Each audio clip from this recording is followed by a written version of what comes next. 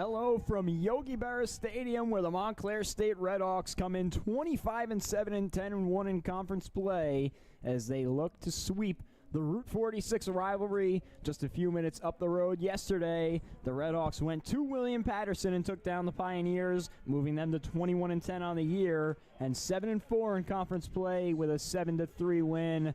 I'm Jack Bartek alongside Campbell Donovan. Montclair State in the midst of their quickest season in program history to 25 wins, and they look to add to it today, but it won't be easy. Yeah, Jack, yesterday Montclair State with the win over at William Paterson. Ethan Gonzalez gets that victory. 6 inning pitched, 1 earned run, 6 hits allowed, 3 walks, but 2 punch-outs for the victory. And Jack Havison getting his 7th save of the season for the Redhawks. And Campbell today for Montclair State, they move up Pat Cucurullo, partially because this is a big one, and partially to prepare for the playoffs in the coming week or so.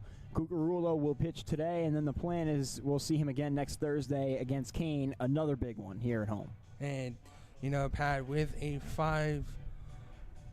2.87 ERA, and one of those aces there for the Redhawks, looks to battle upon a William Paterson squad that was struggling yesterday. And they struggled in part because of a great performance out of Ethan Gonzalez, who has really stepped up for the Redhawks this season. The pair of lefties, Gonzalez and Cucurullo, have been terrific. I'd like to see maybe Cucurullo get a strong start early. His backstopper, Anthony Guarino, had a 4-for-5 day yesterday with an RBI and got that hitting started early in the top 3 frames yesterday. And on the other side for the Pioneers, we thought they might go with Ian Metzger, who has on paper been their best start of the season. Instead, they go with Riley Weiss, brother of first baseman Carson Weiss, and he's been pretty solid against the bigger teams that he's played this year, Rowan and Kane. In fact, got a win against the Cougars in his start against them. Yeah, Weiss, a 5.09 ERA this year, and it looks to probably mow down this Montclair State offense that was high yesterday over on the other side of Route 46 in Wayne, New Jersey. The Pioneers hoping that Weiss can be the Dragon Slayer for him once again.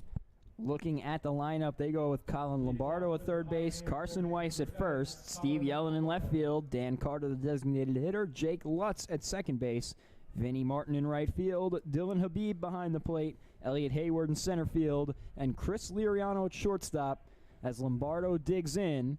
First pitch, 3:31, and it's in there for a called strike. And the defense here for the Redhawks as Cucurullo really gets set very quickly, Jack. This one fouled back to the cage.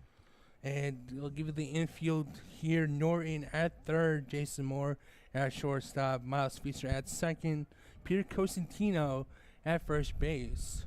Cucurullo set to deliver the 0-2.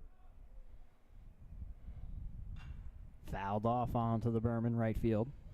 Over there at left, Murphy at center field, Ryan McKenna at right, and Anthony Guarino doing the catching for Cucurullo on the hill with the 0-2 count. The 0-2 once again.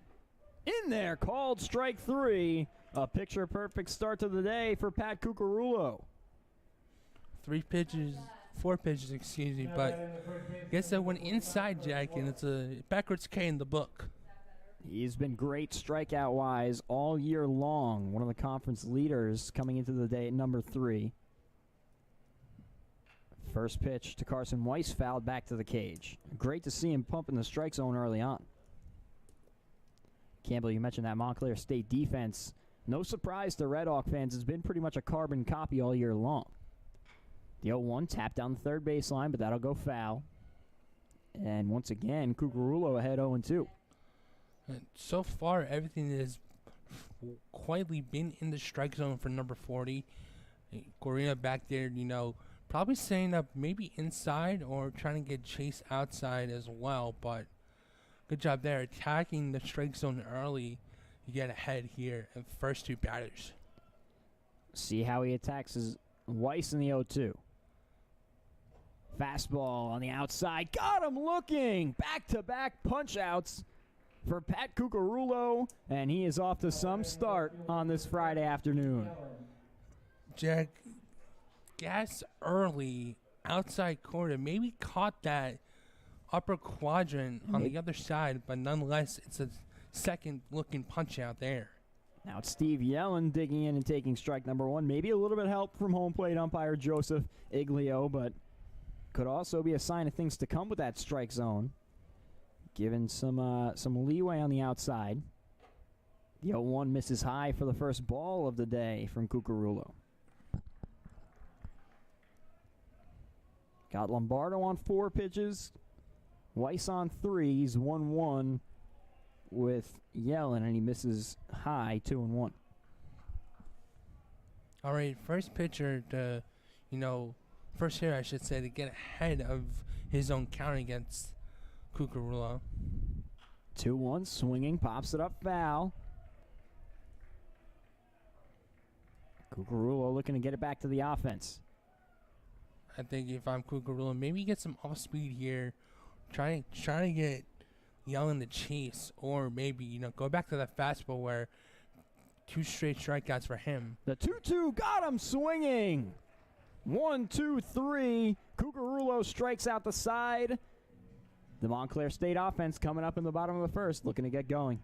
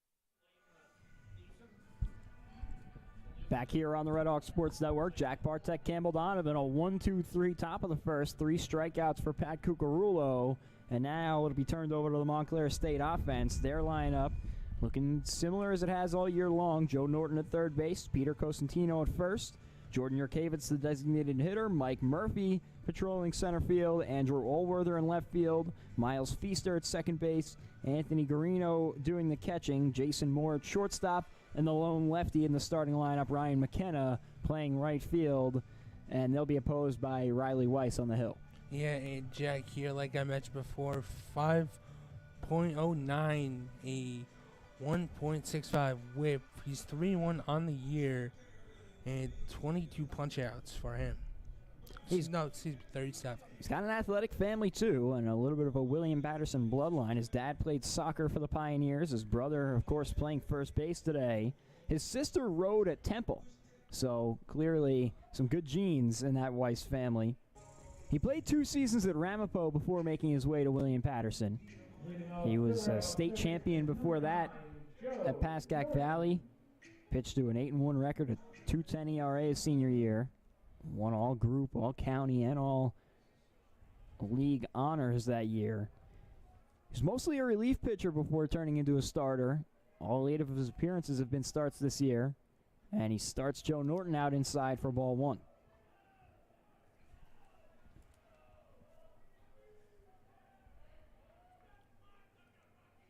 Norton had a pretty good day yesterday, setting the table for Montclair State. Takes strike 1 right there. He has really been the prototypical leadoff man this year. Gets on base a lot, works counts, and does whatever it takes to get on. The 1-1. Curveball missed high. Yeah, like you said, Jack, you see Jordan Norton in that essential 1-2-3-4 lineup for the Red Hawks. They get on base a lot and they do a lot of production for this offense. That one just misses low. Looked pretty good from up here, but Weiss doesn't get the call. Norton at a nice 3-1 count.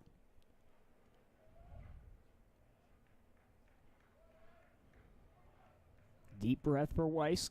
Delivers. Swung on and missed by Norton. A big hack, and he came up empty.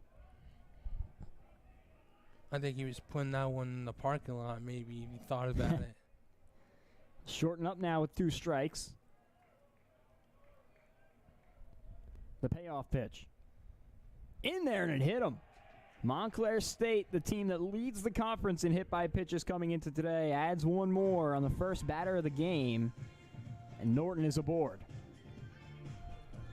Now batting first base number 27, Peter Costantino. Yeah, and, I think he kind of wore it maybe, but that was going right to him, and it's a free pass for the leadoff hitter now with Peter Costantino up at bat. Campbell, we mentioned Weiss was really good against Kane, really good against Rowan in his last 2 outings before Stockton on the 16th when he had a really rough day. Gave up 11 hits, 6 runs, 5 of them were earned in 3 innings. Looking to avoid a similar fate today. First pitch to Costantino is outside. Norton running on what will probably be scored as a wild pitch, and the Red Hawks have a man in scoring position. And it's going to be scored as a pass ball. Wow. It was handleable for Habib. I thought it had caught the dirt, which is almost always a free pass for the catcher. But it is scored a pass ball. 1-0 to Costantino. Not the man you want up in this situation if you're the Pioneers. Swinging at this one, popped it up. In foul territory on the first base side, Carson Weiss makes the play. So a little bit of a reprieve there for the Pioneers as they get out number 1. Yeah, and good job by Weiss to get there. Seeing the runner at second base and tracking it for the first out. And you get Costantino, and you're rewarded with facing Jordan Yurkevich, who has arguably been better than Costantino this year. The numbers would tell you that. 2 of the best hitters in all of Division III this season. Big lead for Norton. He's taking off. Yurkevich swinging. Caught by Liriano. He will walk it to the bag. A tough fate there for Montclair State. They get the leadoff man on, move him over to second, and a double play ends the inning. No score after 1.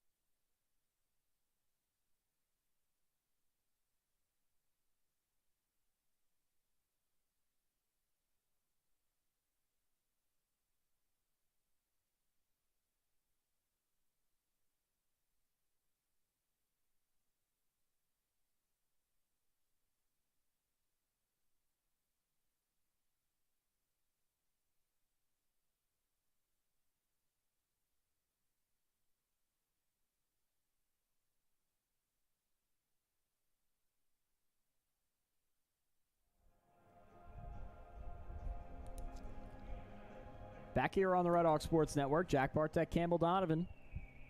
Back-to-back 1-2-3 innings for the Red Hawks and the Pioneers, though they got there 2 very different ways. Cucurullo striking out the side, and then Weiss getting a little bit of help from his defense. I'm going to tell you, that ball, it took like a hook for the worst It at was shortstop. smoked. That'll be Dan Carter, Jake Lutz, and Vinnie Martin, the 3 this inning for the Pioneers, and Carter is ahead 1-0.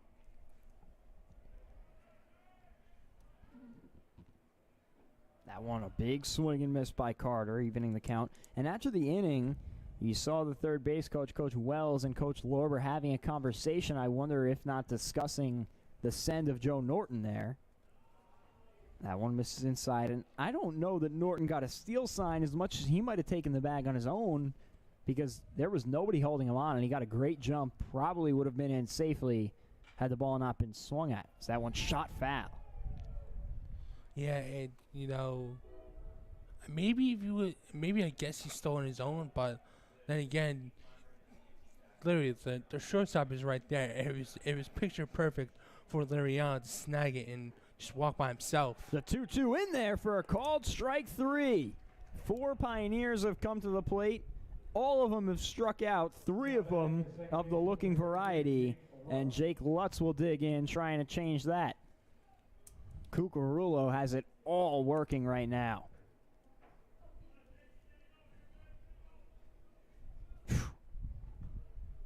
Gas, Jack. That one in there for a called strike. Cucurullo doing his best Rembrandt impression to start. Painting all the corners. The 0-1. Misses down low. Lutz with the bright orange bat to match the uniform. The 1-1. Catches the inside corner. Cucurullo once again in a strikeout count.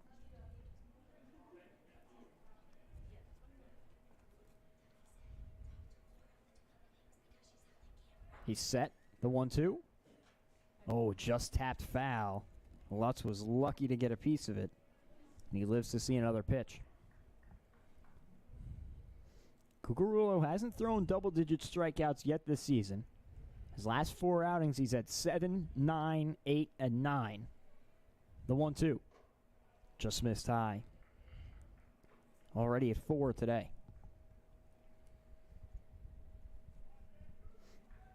Looking for another one right here. 2 balls and 2 strikes to Jake Lutz. Grounded up the middle. Moore ranging over, fields it, and makes the throw 2 away. So the first time a ball is put in play today for the Pioneers, and Moore handles it.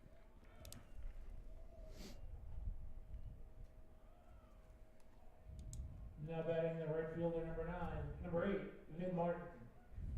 Even going back to last year, Cucurullo's career high is 9 strikeouts in a game. So although he's been good with the strikeout, he's never gotten into double digits as a Red Hawk. Starts out 0-1 on Vinny Martin. Vinny Martin has some cousins in the D1 level, and I'll give you a rundown a little bit here. The 0-1 curveball fouled back to the screen. Cucurullo continuing to pound the zone.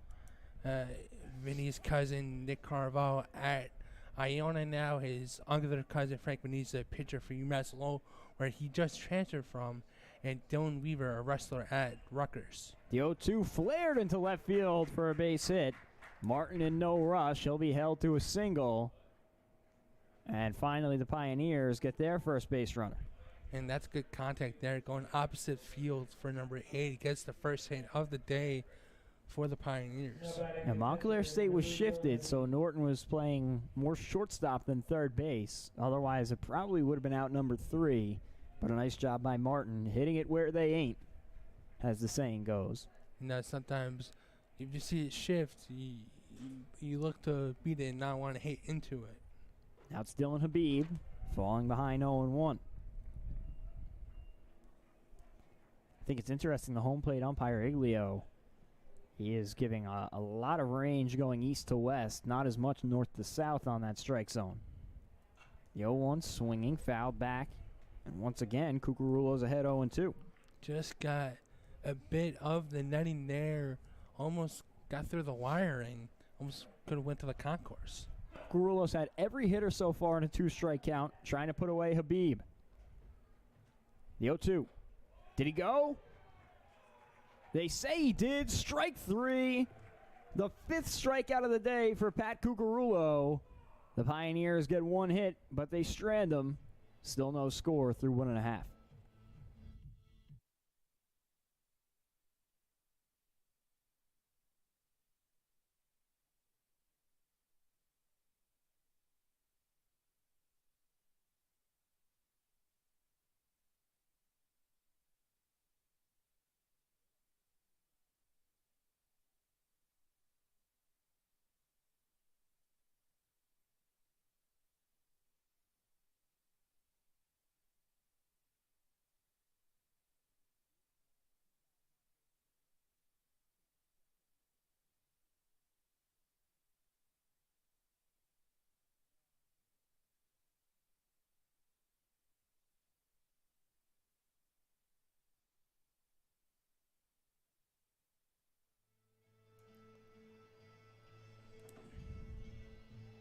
Mike Murphy, Andrew Allworther, Miles Feaster due up here in the bottom of the second for Montclair State. Looking to get some offense going. And Campbell, looks like early on we might be in store for a pitcher's duel. Dare I say it? Well, I mean, Weiss gets the 1, 2, 3 early on, and Patrick Cucurullo is just absolutely shoving already 5 punch-outs. And hopefully, I don't want to knock on wood here, the old announcer's jinx, but more than halfway upon his career high in the strikeouts. Yeah, 5 through 2 innings. We mentioned it before. His career high is 9. And he will certainly be moving up the conference rankings in strikeouts today. He's already at number 3, only behind Colin Kiernan and Leading off for the Red Hawks, Shiratella. Michael Murphy. Kiernan, 82 this season. It's just a ridiculous number. And I'm sure the Red Hawks will see him next week. Murphy digging in.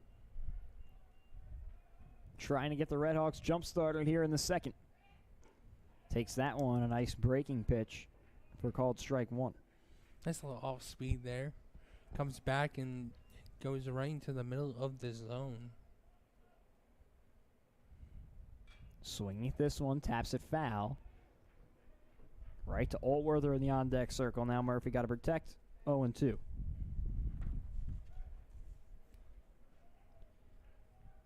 Weiss looking to settle in after an interesting first inning. The 0-2. Foul back.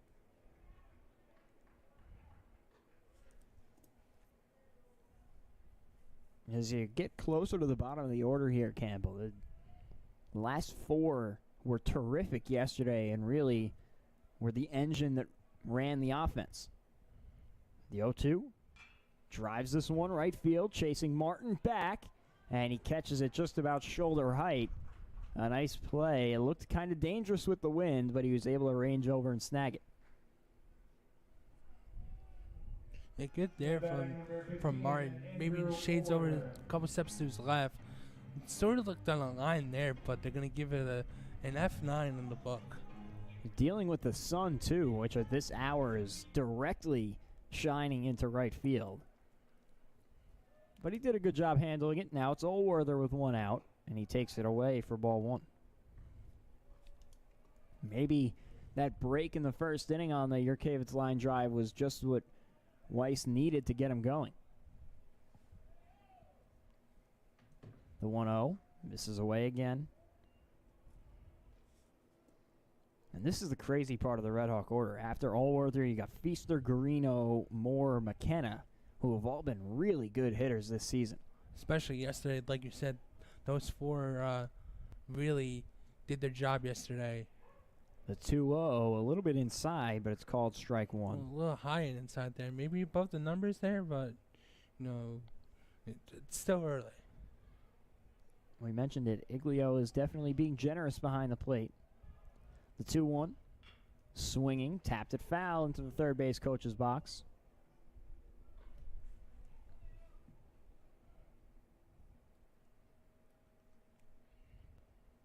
See if he could stay alive here, keep the at-bat moving.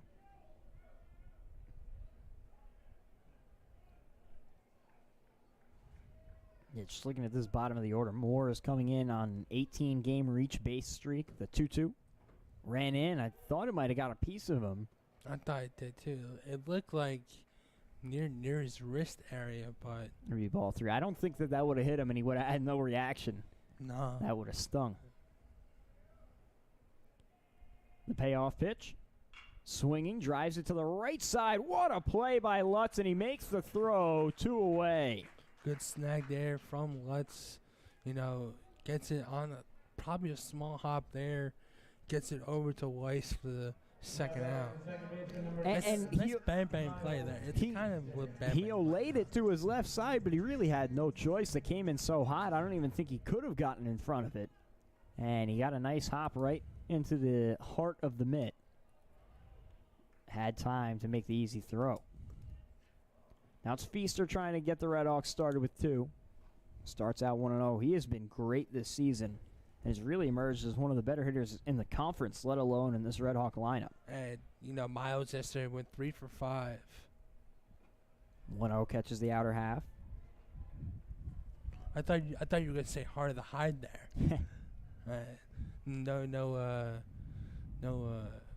sponsorship needed. The 1-1 curveball misses away. You might question why Feaster is so far down in this order. It's for two reasons. One, he's really carved out a role in this part, allowing it to be a balanced lineup. And two, there's a ton of good hitters up at the top. The 2-1 fouls it back. And that might hit the concourse or near the concession area. Wondering why I know that, because I worked here during the summers. Past 2, though.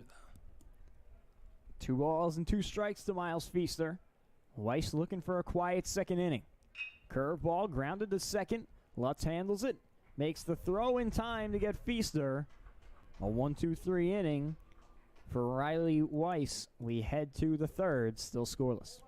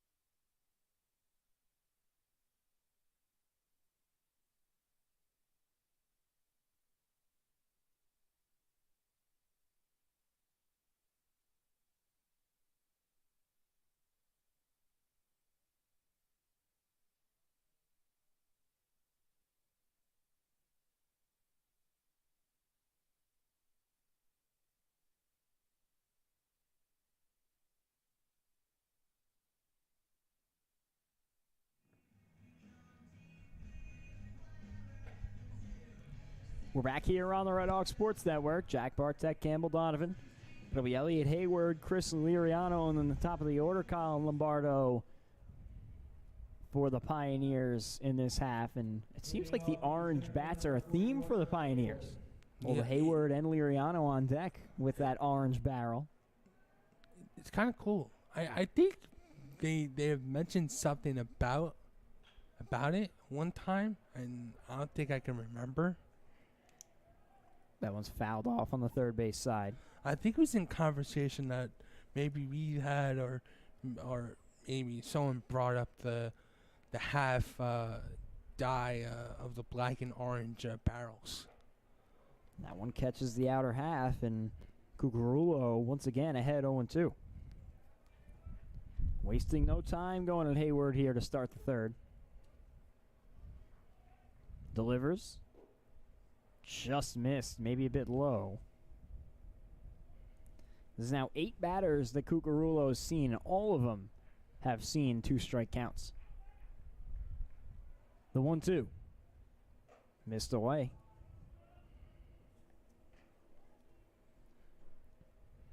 The only ding for Cucurulo so far. A 2-out single from Vinnie Martin in the second. The 2-2 to Hayward. Popped up. That'll go foul. Over the screen, out of play.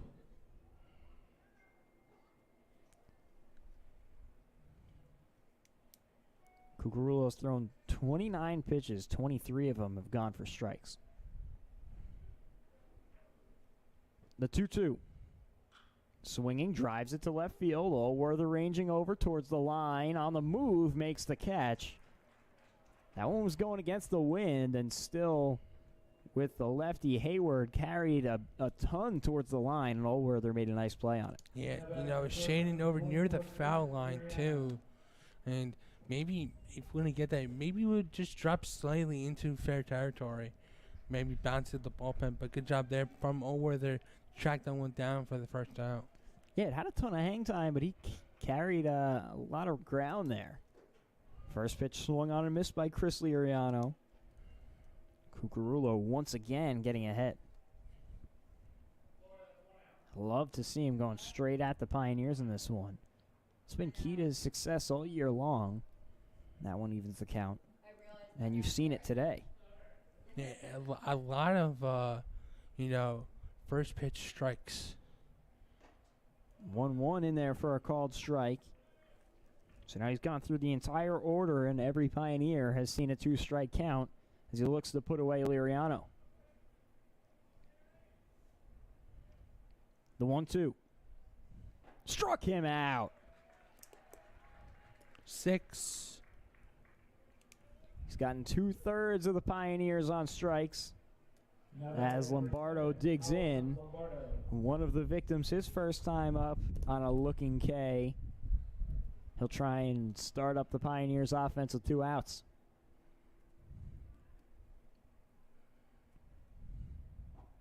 That one catches the inside corner for strike number 1. Saw a healthy dose of 4 strikes last time. Fouled one off. The 0-1 outside, but he swings and misses, and he's down 0-2. Trying to turn it back over to the offense. Maybe something inside, or try to get him to chase. Oh, and misses outside. A waste pitch from Cucurullo, 1-2. Hasn't thrown too many of those today, but a good time for it. I wouldn't see him as a guy who goes ahead and tries to get a waste pitch. Maybe more of an attack in there. That one lofted left side. Norton going back, and it's going to land in foul ground. Now, it looked like it might stay fair for a second. It looked like it was kind of that swing where it got off the middle of the barrel, and that like weird sound you get off that part of the bat. And it usually ends up in like a bloop single, but luckily that shades over to the foul territory. I'm sure Lombardo would have loved that result. Instead, he digs in, 1-2. Misses high and outside. Cucurullo trying to not lose Lombardo. Carson Weiss waits on deck if the inning stretches any further. The 2-2. Drives it foul on the third base line. I think that's Coach Lorber down there. I think Coach got a ooh from the dugout. Had to jump out of the way. That was a pretty hard hit ball from Lombardo. And Coach Lorber back into the dugout now. The 2-2 once again. Drives it center field. Murphy ranging over. Got to cover some ground near the track. It's going to be out of his reach. He bobbles it. On his way to third goes Lombardo. He's going to be in safely without a throw. And very quickly here, things have turned around in the top of the third.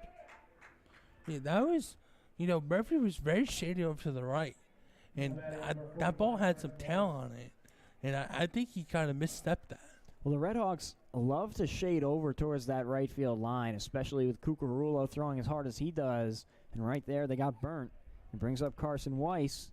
Struck out his first time, looking to help out his brother with some run support. That one almost got by Garino in the dirt, but he's able to keep it in front. Cucurullo trying to strand Lombardo on third with 2 outs. The 1-0.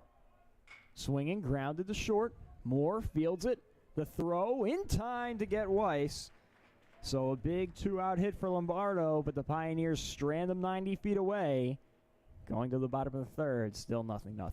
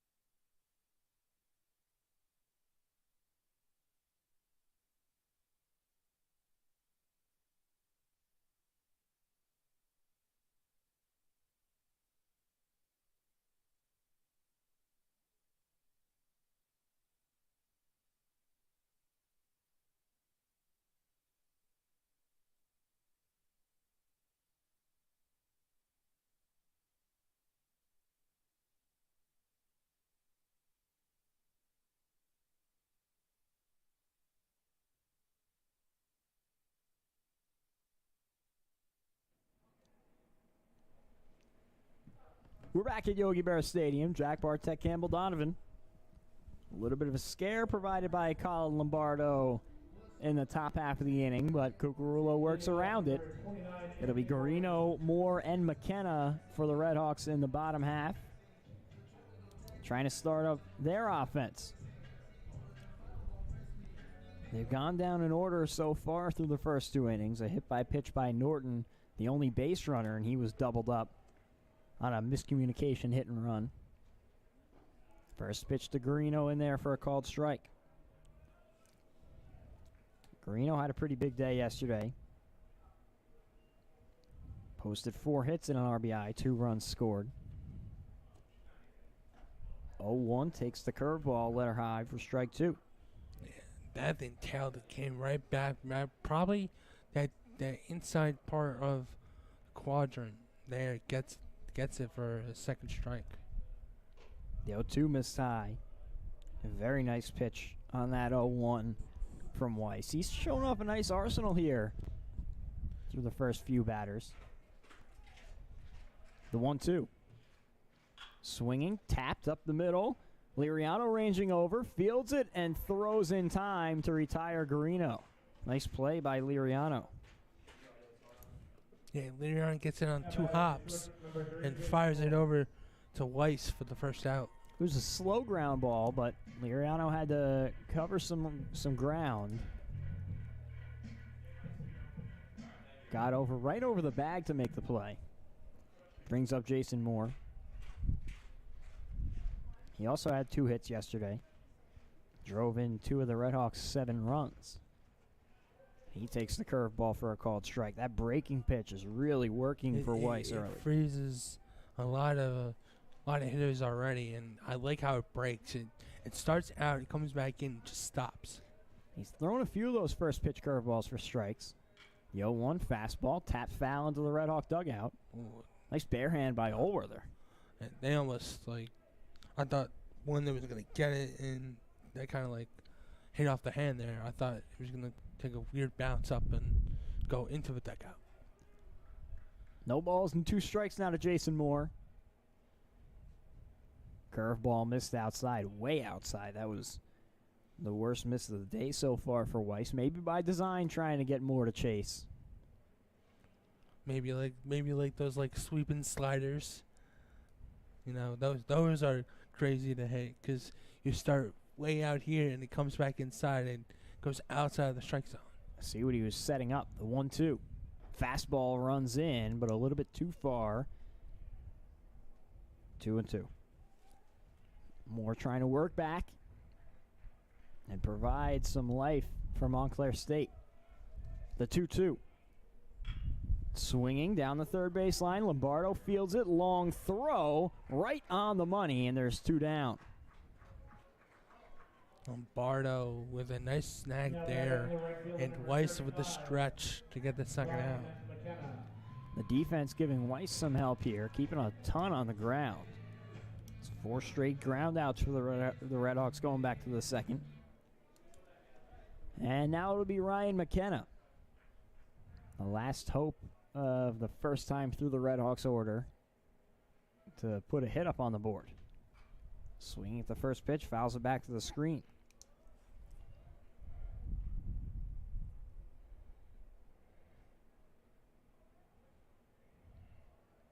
No balls and 1 strike to Ryan McKenna.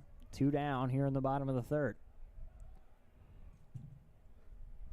That one runs in but catches the inside corner. McKenna down 0-2. McKenna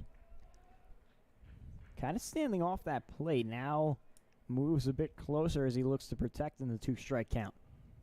Swinging, flies this one out to center. Should be playable for Hayward. He's under it, makes the catch.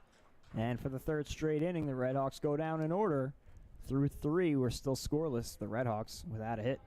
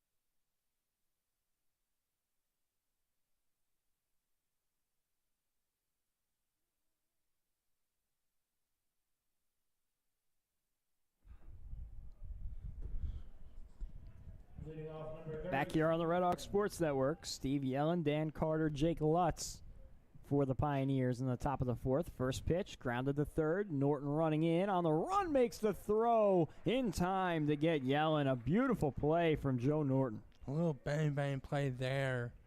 And I thought Yellen almost beat that out, but nice play from Norton to get Cosentino with a nice stretch for the first out in this top of the fourth inning.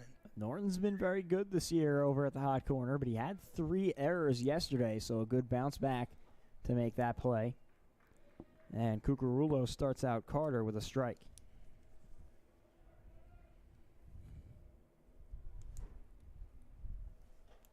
That one runs in on the hands for ball 1.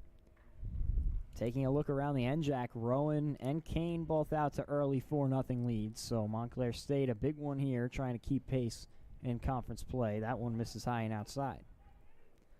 The other interesting aspect is the Cougars' only loss this year came to William Paterson. So if Montclair State can handle a sweep, it would put them a leg up on Kane. That one misses outside, 3-1. And the Cougars still have yet to face the Rowan Profs, who they'll see in the last series of the year. This one flown out to right. McKenna coming in. Right at him. Makes the play. 1 out. 2 out. And that's why I'm here. It certainly looks like the second time through the order, the Pioneers are more on Cucurullo than they were the first time. Hard not to be, as they gave 6 strikeouts that first time through. First pitch in there for a called strike to Lutz. He grounded out to short his last time. He was the first non-strikeout of the day for the Pioneers. That one misses high and away. Even with the contact, Cucurullo not avoiding the zone. 54 pitches, 39 of them strikes coming into this at-bat. The 1-1. Swinging, left side. Norton fields it on a hop. The throw across the diamond in time. A nice stretch by Cosentino. And William Paterson goes down pretty quickly in the top of the fourth. Montclair State coming back up. Still looking for their first hit.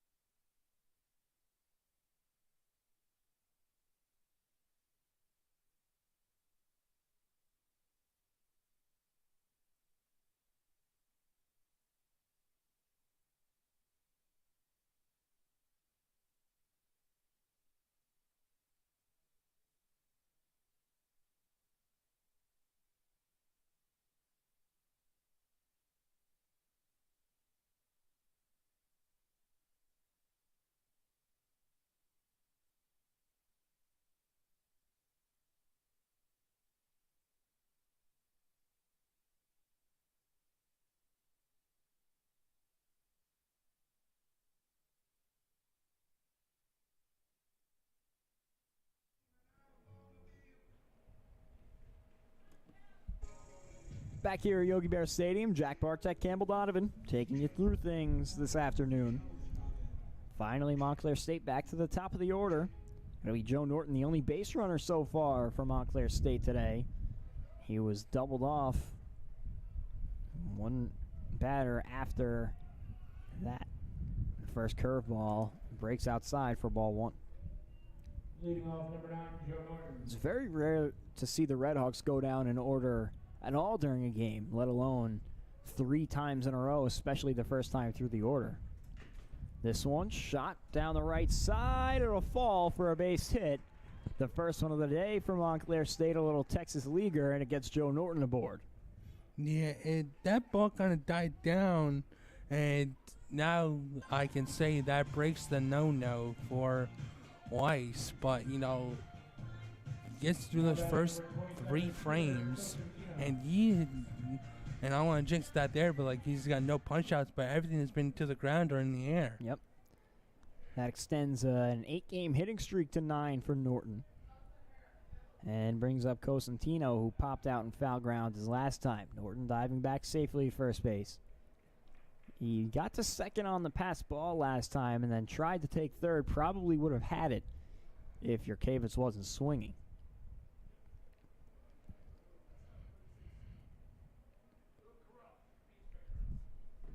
Long look at Norton. The first pitch to Cosentino runs in for ball 1. Now that's one that I thought would have been called a strike. That zone has been pretty wide, as we said, east to west all day. I would say it's been pretty consistent so far, though. It has, those strikes where he had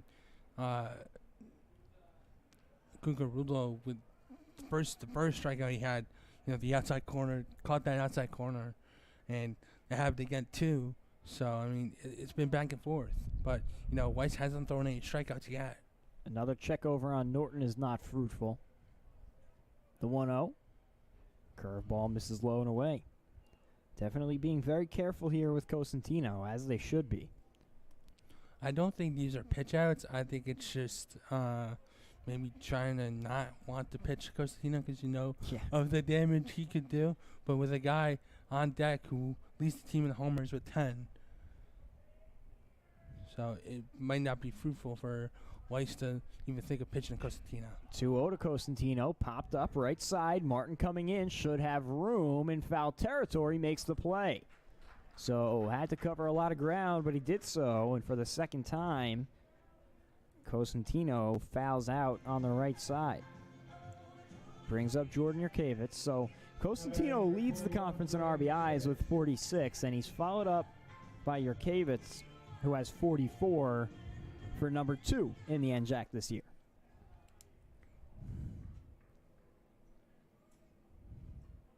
Jack, I can't believe it. I put a 3 unassisted last time out for Cosentino instead of a pop out the first.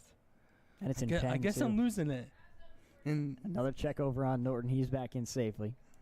I've been losing it the past few days. My phone went blank yesterday. I had to get it fixed. Now I messed up. Well, you messed up before. First pitch to Jurkevich misses away. Another check over on Norton, this time by way of Habib.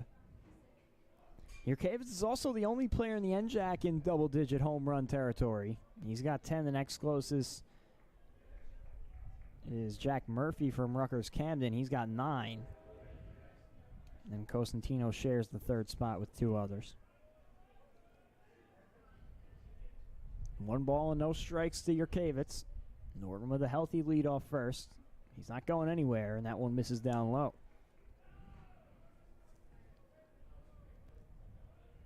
If you missed his first at-bat, very unfortunate for Jurkevich. He had a screaming line drive at Chris Liriano that found the glove, and Norton was running on the pitch. Got doubled off with ease to end the first inning. The 2-0. Curveball misses outside 3-0. His liner to Liriano was like perfect. It was like perfect from the show. And it totally changed the complexion of this game so far. From there, Weiss has been dealing. That one is 2 feet to the right. It's a totally different story. 3-0 misses outside. It's a 4-pitch walk for Jurkevich, and it's the first time all day either team has had 2 men aboard. Now batting number 20, Michael Murphy. Brings up Mike Murphy. Ducks on the pond here for Murphy. Flied out to Martin last time out. I mentioned Norton extended his hitting streak to 9 games with his single just now. Murphy has the team lead with 9 coming into the day. And after a fly out to right his last time, he's got another chance here to extend it. Would be a good time for it with a runner in scoring position in Joe Norton. Takes the first pitch for called strike 1. Sophomore out of Cranford, New Jersey, had himself a great freshman campaign, has backed it up this year with just as good of a season, if not better. The 0-1. Takes that one down low. Nice job by Habib to keep it in front. Count runs even.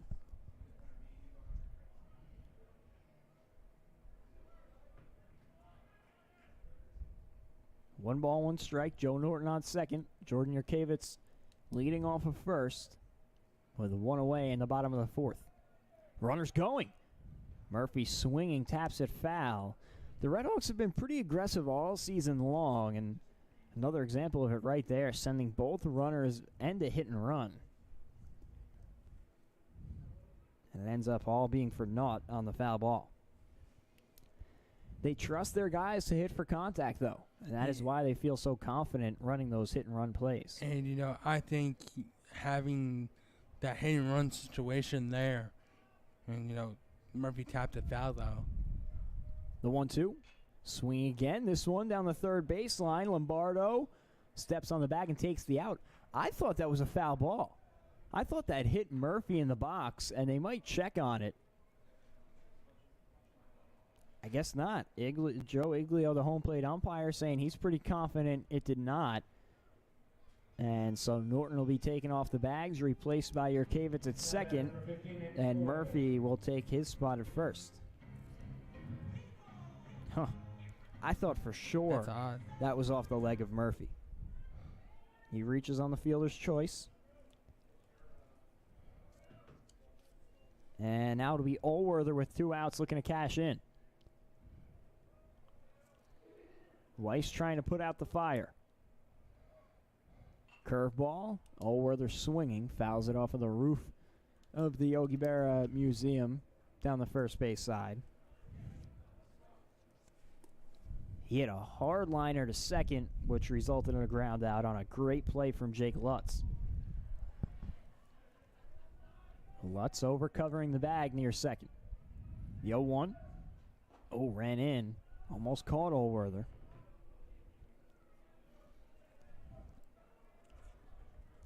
One ball, one strike. We're still scoreless here at Yogi Berra Stadium. Just 3 hits total through 3.5 innings between these two teams.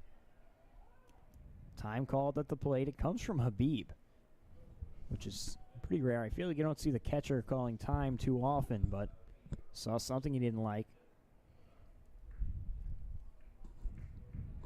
1 ball and 1 strike to Allworther. Yurkevitz leads off second. Murphy behind him at first. That one tapped on the ground. Liriano fields it, flips to second in time to beat Murphy. So the Redhawks put 2 men on. Can't make anything of it. We're through 4, still scoreless here at Yogi Berra Stadium. Looks like we're in store for a good one.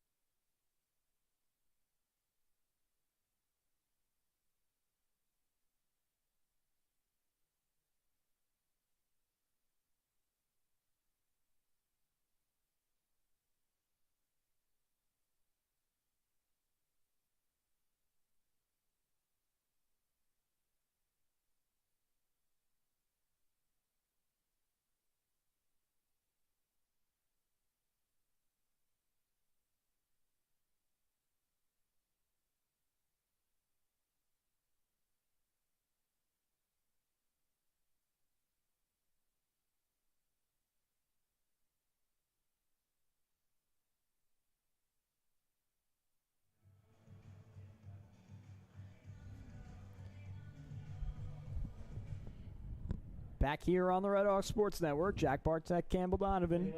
Still no score through 4 innings. And this has been a terrific baseball game with big importance in the NJAC standings. William Paterson coming into the day trailing by 3 games on the lead. This will go a long way in a stretch run trying to get back up to the top. It's Vinnie Martin starting off 0-1 and swinging at the second pitch, fouling it off.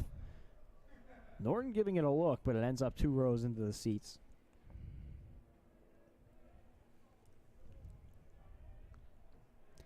He's ahead 0-2 on Martin.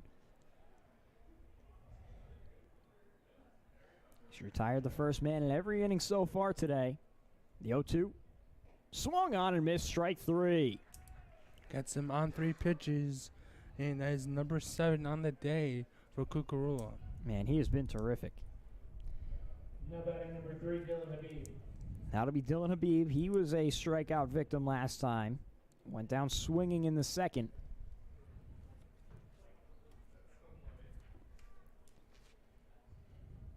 First pitch misses down in the dirt. This is like a heavyweight matchup between Cucurullo and Weiss through 4. Neither of them really blinking to this point. The 1-0 misses down low. Of course, back in the third, Lombardo hit that 2-out triple, and the Pioneers threatened. And then last inning, the Redhawks got 2 on. Both of those opportunities were squandered as Cucurullo finds the zone 2-1. A very different day than yesterday, where the Pioneers had all the opportunities in the world and left 16 men on base. That one runs in. And I'll tell you what, you're not going to win many games where you leave almost 2 men on base every inning.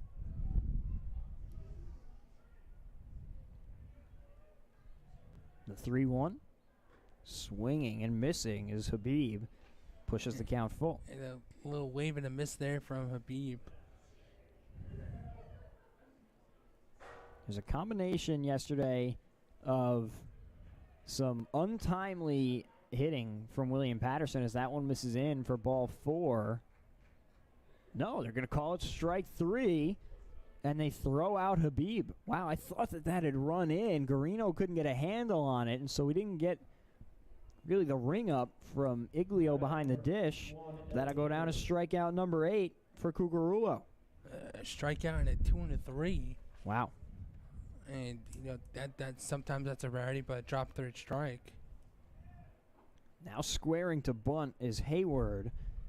Gets Norton running in, but he pulls back and looks at ball 1. Flew out to left field as last time. The 1-0. This time swinging, but he looks at ball 2.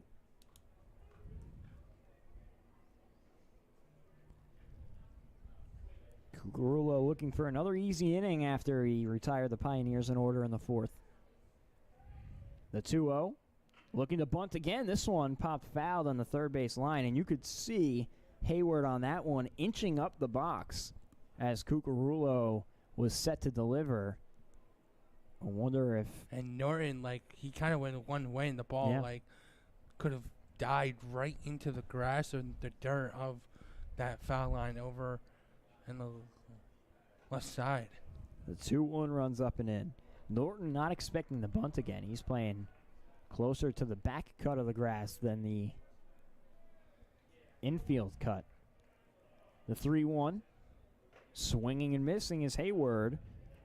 Cucurullo pushes the count full. Looking to retire the side. Potentially on strikes here in the 5th. Did that in the 1st inning. The 3-2. Nubbed over to second. Feaster under it. And the side is retired. So 2 strikeouts help out Cucurullo. We're through the top of the 5th. Still scoreless at Yogi Berra.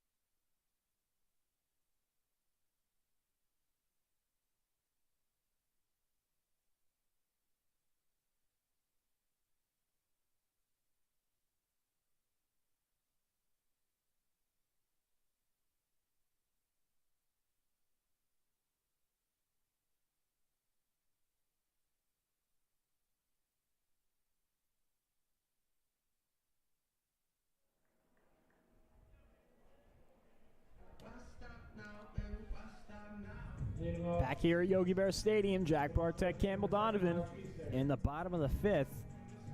This game is moving at lightning speed to this point, knock on wood. It'll be Miles Feaster, Anthony Garino, Jason Moore looking to start up the Red Hawks. They did so yesterday. Trying to do it again today. Feaster takes that one high and in for ball one. William Paterson in the road black with the gray pants. Black hats and the orange brim. They actually go with the ice cream man look at home with the white hats and the orange brim. 1-0 curveball misses outside the Feaster.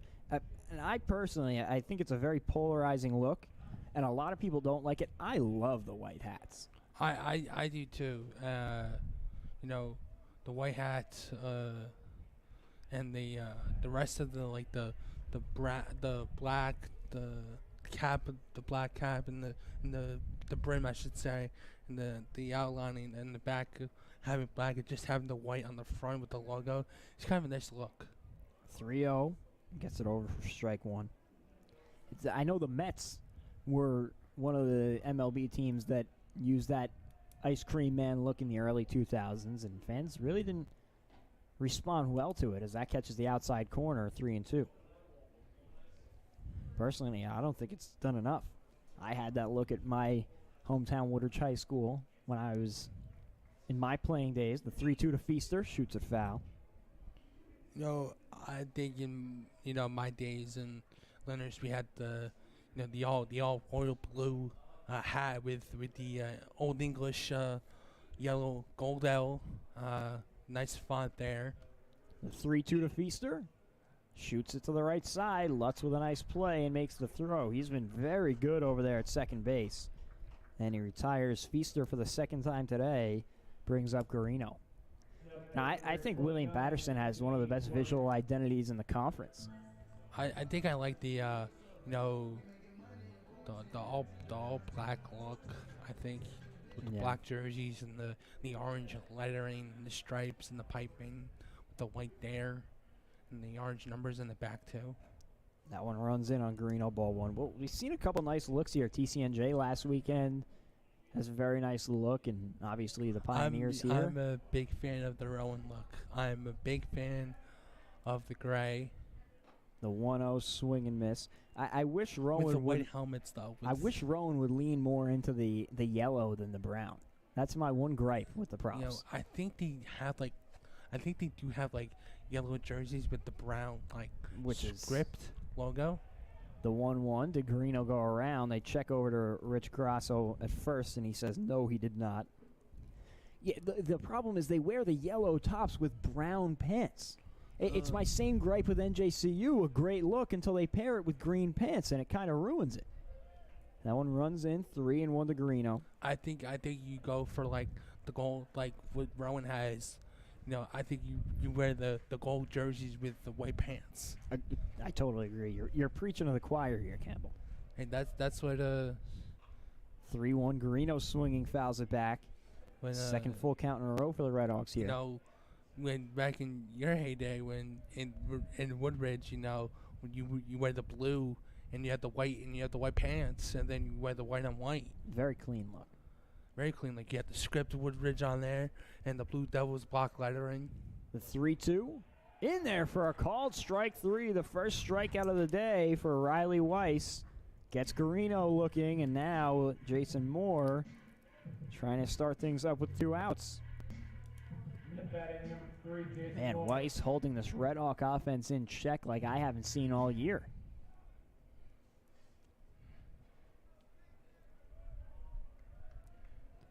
McKenna waits on deck if Moore can keep the inning alive. That one runs inside for ball one. Moore's got some sneaky pop, and he knows how to play the corners. He can turn this game around with one swing if he wants to. He's also got some pretty good wheels if he hits it into one of those big gaps. The 1-0. This is down low. He's way ahead, 2-0.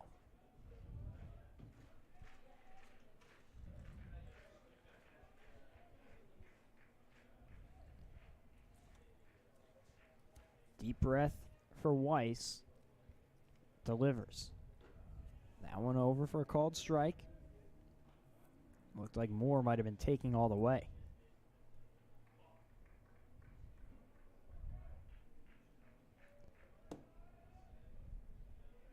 The 2-1. Swinging, drives it, right field line. Fair ball all the way into the corner. It's stuck in the Pioneers bullpen. Moore rounding second, and it'll be held up there. He might have had a shot at third, but probably a wise decision. He can score from second on a base hit, and now it'll be up to Ryan McKenna to do a job with 2 outs. Yeah, 2 out, base knock there, a double for Moore. That it looked like it was going to sail foul, but it just got inside that right field foul line. You couldn't have thrown it out there much better, and credit to Vinnie Martin, who did a terrific job retrieving that from the bullpen. It was stuck in between the mound and the wall, and he got it in very quickly to hold Moore to 2 bags.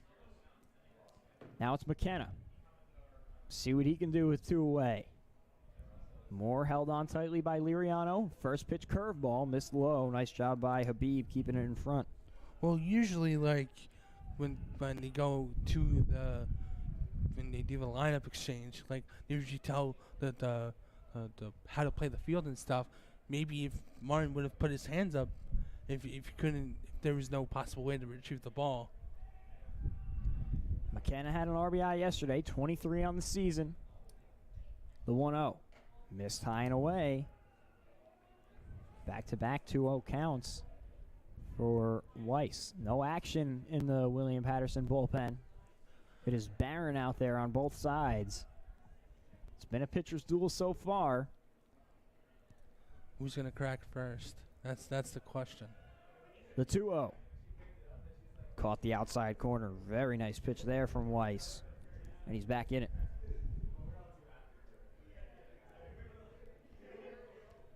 McKenna looking to provide the big hit for the Redhawks. Big old gap in right center field. I was about to just mention that. Weiss is set. The 2-1. Swung on and missed. A big hack there by McKenna. That was the pitch. See what he can do now with 2 strikes. He flew out to center his first time. It was a nice piece of contact, but right at Hayward. Moore leading off second after the 2-out double. 2 balls, 2 strikes to McKenna.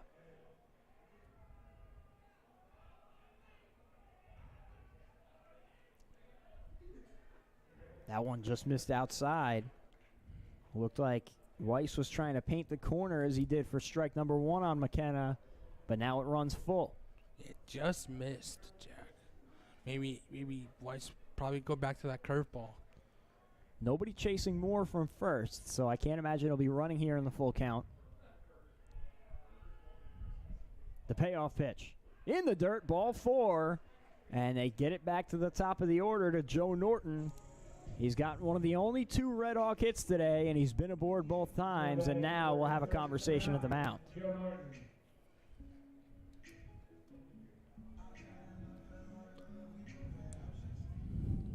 Looks like it might be the pitching coach, Luis Colon. And the right time to have a conversation. Weiss has been great today, but this is probably the most trouble he's been in. There's also runners on first and second last inning, and he was able to work out of it. But with the 2-out double to Moore and now the walk, this one feels even more pressing. The Redhawks right on the precipice of breaking this one open. Weiss trying not to blink first.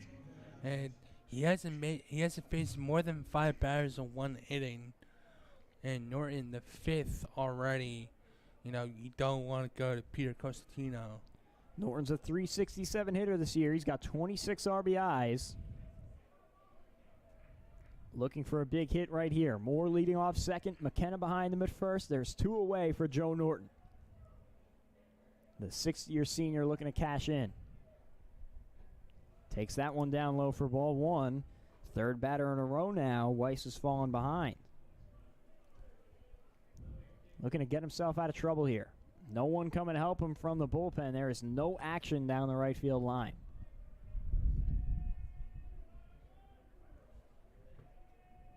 The 1-0. Missed away, and it gets all the way to the backstop. Moore going to move up to third. He takes a big turn and hangs on there. McKenna follows suit, and now there's two in scoring position. The wild pitch makes things even more interesting.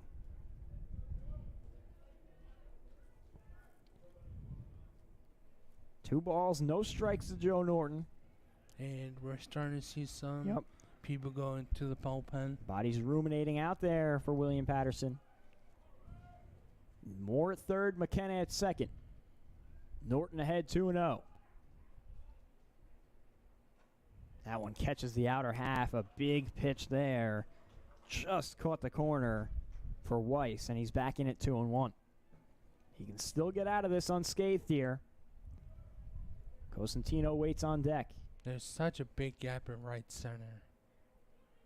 The 2-1. Oh, ran in, almost caught Norton. I thought it might have got him on the sleeve for a second, and he steps out. He's ahead 3 balls and 1 strike. You have the base open for Norton, but you don't want to let it get to Cosentino and possibly Jurkiewicz. The 3-1. Missed away, ball 4, and it'll bring up the one guy in this order you really don't want to see. He's been held in check today. Popped out to first his first time. Flew out to right his second time. Looking to cash in a big spot. Back-to-back walks now for Weiss.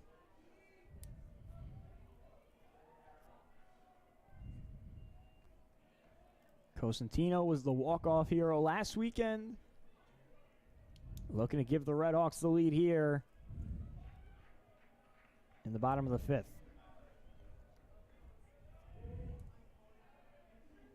Swinging at the first pitch, curveball, and missed. A very bold pitch from Weiss, who's fallen behind 2 straight batters. Went with the curveball and gets ahead 0-1 on Cosentino. Well, there's a ball out on the field now from that William Paterson bullpen. They retrieve it. Now it's back to Cosentino versus Weiss.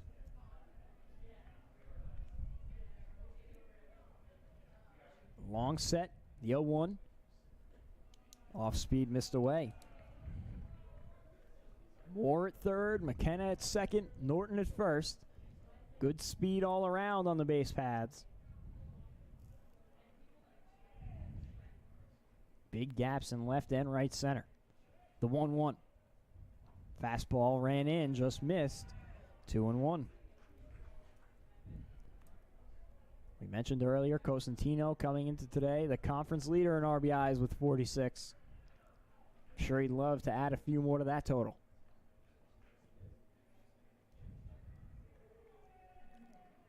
The 2-1. Fastball caught the outside. Count runs even. Now you got to protect here. Weiss with a chance to get out of this. I think if I'm Cosentino, I try to push it to right center because there's such a huge gap there. But he has such a tendency to pull. 2 balls, 2 strikes. Curveball tapped up the middle off the glove of Weiss. The flip to second in time. Oh boy, what a play from Liriano. He got Norton by a hair, and he saves Riley Weiss. The Red Hawks load the bases, but come up empty. We head to the 6th, no score.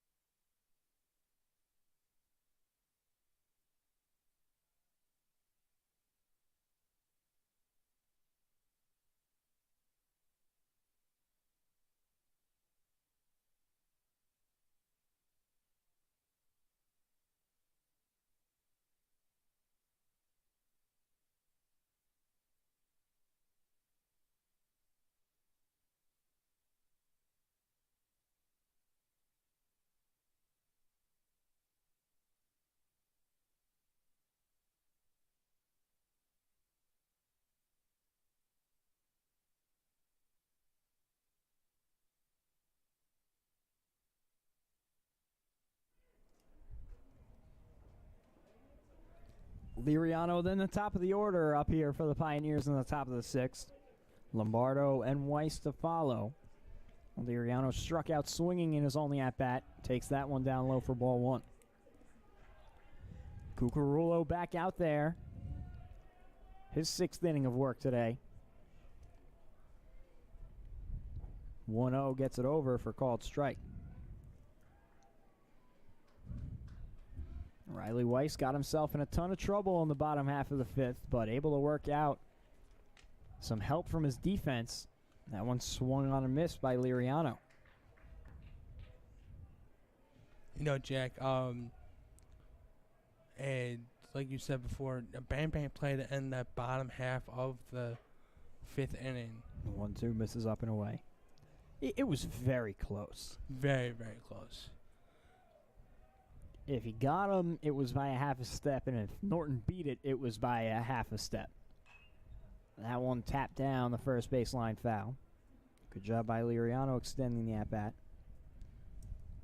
I don't envy Rich Grasso, the base umpire. I mean, it was a great play, and it couldn't have gone either way. The 2-2, shot fat.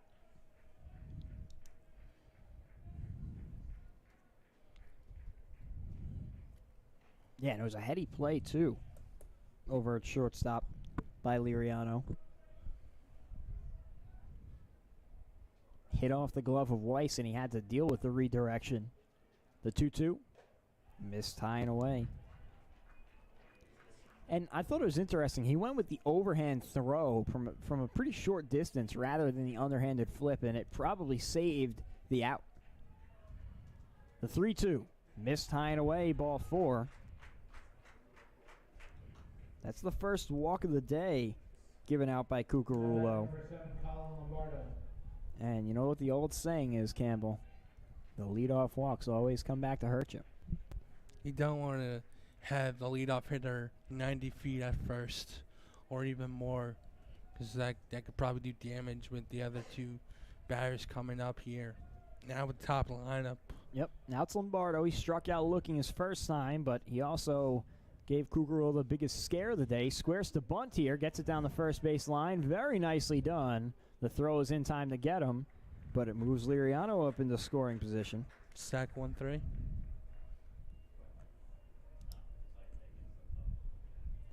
And it brings up Carson Weiss once again with a chance to help his brother out on the hill. Lombardo last time hit that triple to center field, and Weiss came up and grounded out to short. The check to second on Liriano. Couldn't get him. So we'll see what Weiss does here. Struck out looking back in the first inning. 4 in a row to start the game for the Pioneers. Cucurullo has slowed down a bit since then, but still has been dealing. First pitch swinging up the middle. Moore gets a friendly hop and makes the play. 2 out. But once again now, the potential first run of the game is 90 feet away. Now batting number 30, Steve Yellen. And it'll be left to Steve Yellen. He struck out swinging in the first inning, and he grounded out to third back in the 4th. He's been one of the best hitters on this Pioneers team this year. A .416 batting average and 35 RBIs. Takes the first pitch for a called strike 1. Cucurullo looking to get through a quick 6th with no harm done. It'll be Carter if the inning goes any further. The 0-1 popped up foul into the concourse. Cucurullo's got 8 strikeouts on the day, 1 shy of a career high. Tying a career high, I should say. Liriano leads off third. The 0-2. Shot fouled on the right field line. Good job by Yellen to extend the at-bat. Probably would have been ball 1, but trying to fend off anything close here. The action continuing in the William Paterson bullpen. Wonder if we'll see Weiss in the bottom half. The 0-2. Popped up, foul right over our heads, landing behind us. And we'll run back the 0-2. You could feel the pressure mounting. Yeah, score 90 feet away. Cucurullo set. The 0-2. Flown, left field, drifting towards center. Allworther ranging under, makes the play, and the side is retired. The Pioneers get a runner on third, and Cucurullo strands them through 6. We're scoreless at Yogi Berra Stadium.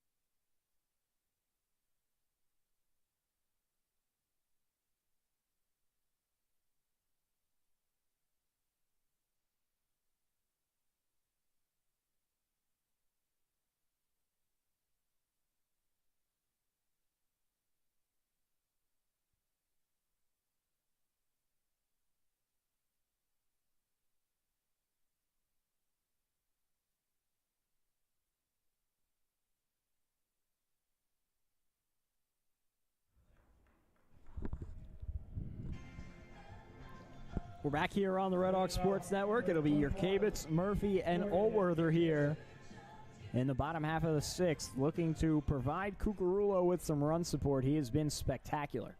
But on the other side, Riley Weiss has been dueling right there with him. Off-speed pitch, fouled down the third base line by your Kabitz. Got himself in a big jam in the bottom of the 5th, loading up the bases, but he was able to work out of it. Yeah, nice split from Laureano to Lutz to end that inning. Bam, bam play like I mentioned before. The 0-1 swinging once again, left side, fielded by Lombardo. A tough throw, and he makes the play. What a nice job by Colin Lombardo.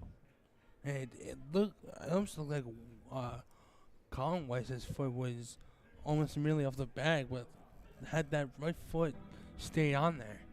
I'll tell you what, that William Paterson defense, especially the infield, has been great today. Haven't missed a beat, especially on this tough Yogi Berra infield. Brings up Mike Murphy. Reached on a fielder's choices last time. That one missed down low for ball 1. He hit that weird nubber down the third base line that we both thought was fouled off his foot.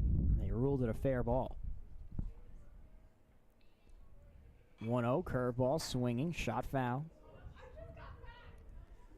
The perspective relief for William Paterson in the bullpen is Neil Telly Devara. He's been warming for almost an entire inning now. Weiss is near the 90 pitch mark. 2-1. He's got length this year. I mean, he's worked some pretty deep numbers. He's thrown 108, 105, 92, 90. So he's not afraid to throw into high pitch counts. The 2-1 runs in. And I'll tell you what, these deep counts have not been helping his case, especially last inning. He's gotten into a lot of deep counts the past inning. He's behind 3-1 on Mike Murphy.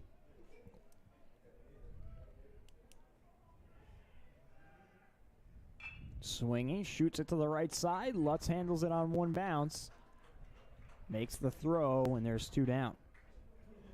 Jake Lutz has been smooth over there at second base today. Yeah, and the throws don't even seem that very emphatic. It looks like he's playing catch out there with Riley's brother at first base. They've all been pretty hard hit balls to second base, so he's had time on every play. More impressive that he's been able to field them. Now it's Allworther. Up the middle base hit. And the Red Hawks have life here with 2 outs in the bottom of the 6th. Nice job by Ower, the first pitch swinging. Right up the middle. It's just the third hit of the day for Montclair State. And it brings up Miles Feaster. He's grounded out to second each of his 2 at-bats today. We'll see if he could provide a big hit right here. He's been red hot lately.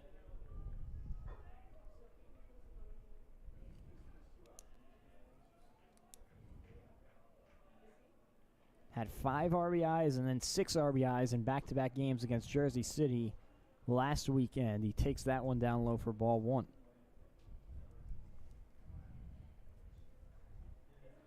Went 3 for 5 yesterday, and now it's going to be a family visit at the mound. Carson Weiss visiting his brother, Riley Weiss, at the Hill, and now Lombardo will join the conversation. I don't know if they're discussing maybe dinner plans or something. I mean, Carson over there at first base, has made some very nice stretches today. Yeah. We'll see if the conversation helped out. He's behind 1-0 on Feaster.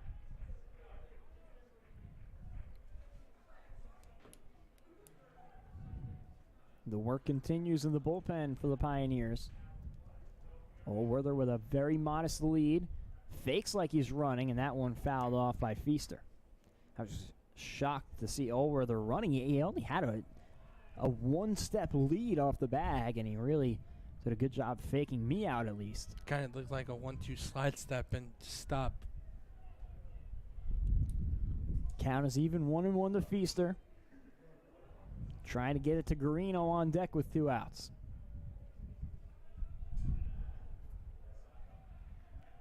Weiss checks over. They're not going anywhere.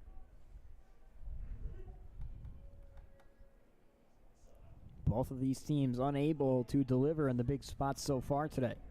Pioneers have left 2 men at third. Montclair State left the bases loaded once and stranded 2 others at second base. Another check on Owerther. He's back in standing up.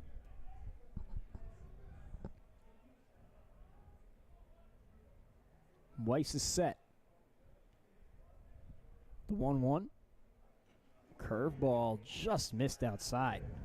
It looks pretty good from here. Yeah, he's really been getting those calls all day. Yeah. Surprising that one missed. Didn't get much of an argument from Dylan Habib, who really didn't even stick the frame job, so maybe it was more outside than we thought. The 2-1. Owerther running. Feaster swinging. Shoots it foul into the Pioneer dugout, and it evens the count 2-2. So another hit and run set up by the Redhawks there. Feaster's been very good with that this season, poking it the other way, and almost did so, but he was a bit late.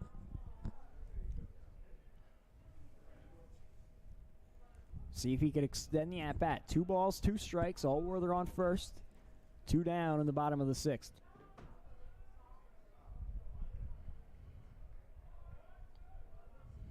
Weiss trying to get through another inning. Owerther's running again. That one in the dirt. The throw, not in time. Owerther with a little hook slide. It was a nice throw by Habib.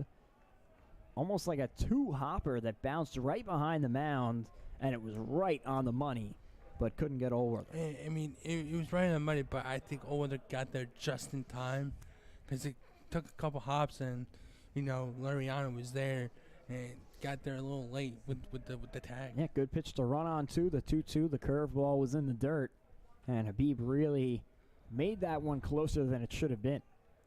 3 balls, 2 strikes, 2 down in the inning. Feaster trying to deliver. Swung on and just tapped it foul. He barely got a piece of that, put it through the 5-hole of Habib, and he stays alive.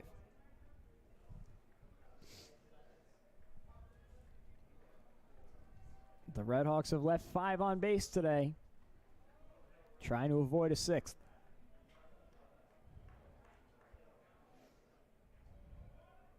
Weiss is set.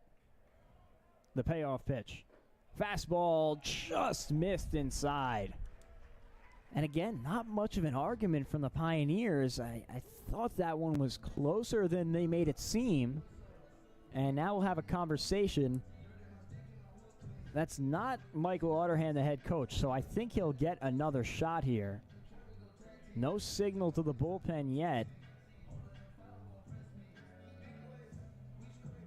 And they're going to go to the bullpen. Wow. So I guess they were feeling it out. And Weiss is not going to have a chance to get out of this jam. And a nice round of applause, and a well-deserved one for Riley Weiss. He has pitched spectacular today against the best offense in the conference. Held them to just 3 hits and scoreless through 5 2/3. And now it'll be Anthony Garino looking to put a dent in that line. Neil Telly-Tavara coming on, trying to put out the fire. We're going to take a quick break here on the Red Hawk Sports Network. We'll be right back for what seems like the biggest moment of the game. Don't go anywhere.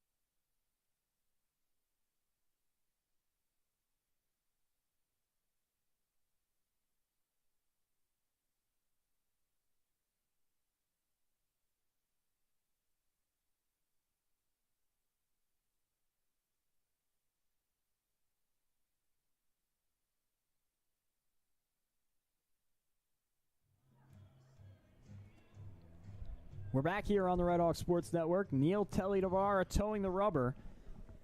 You can't close the book on Riley Weiss yet. He went 5 2/3, 3 hits, 1 strikeout, and the 4 walks that hurt him. Telly-Tavara looking to keep him scoreless on the day. Allworther leading off second. Feaster on first, and it's Anthony Garino at the plate looking to deliver the big hit for the Red Hawks. And he did that yesterday. First pitch swinging at a ball out of the strike zone, and Garino is down 0-1. Telly-Tavara, the freshman, has been one of the more dependable arms on this William Paterson staff. He's pitched to a 4.86 ERA and a 1.14 whip this year. 3 saves for the Pioneers. The 0-1 curveball missed by Garino, and he's down 0-2. Struck out looking his last time, grounded out to short in the 3rd.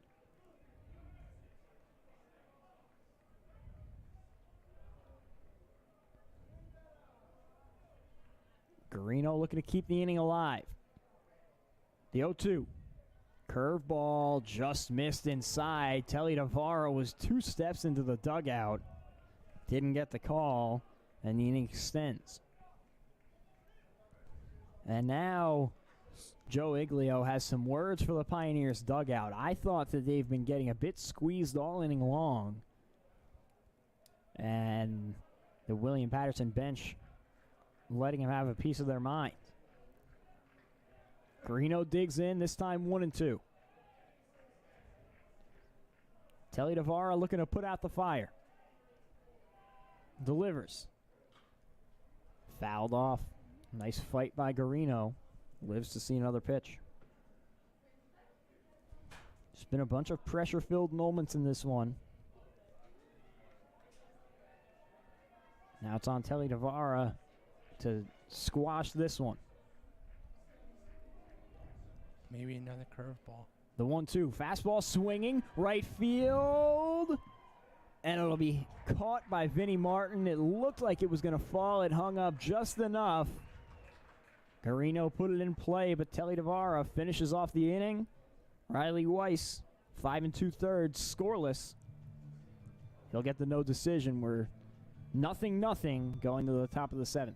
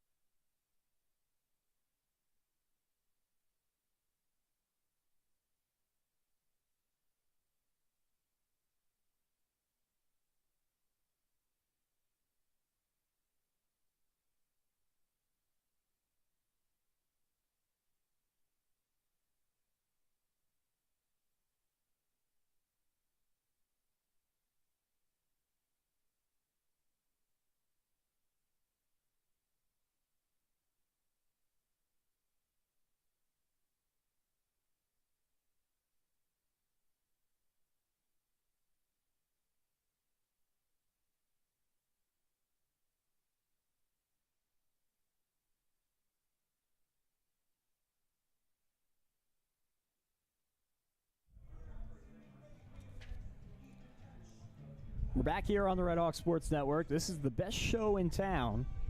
Through 5, Kane leading NJCU 6-1.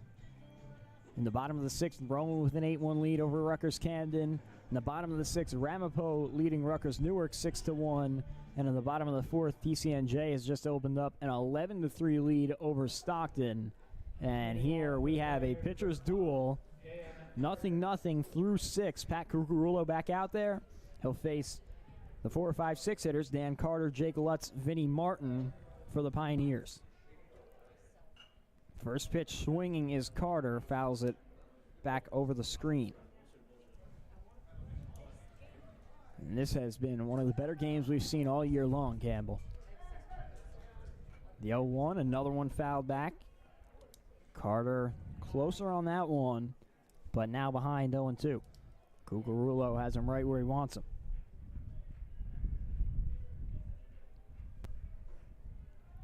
Delivers. Nice job by Carter poking it foul. Pioneers haven't gone down easy. Cucurullo has struck out 8, but he's had to work for a bunch of them. The 0-2. Missed away. Carter thought about it, but he was able to hold up.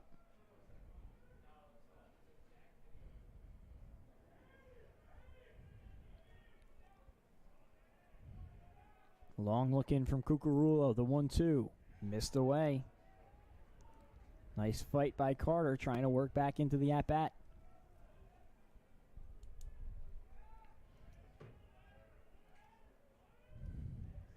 The 2-2. Fouled off once again.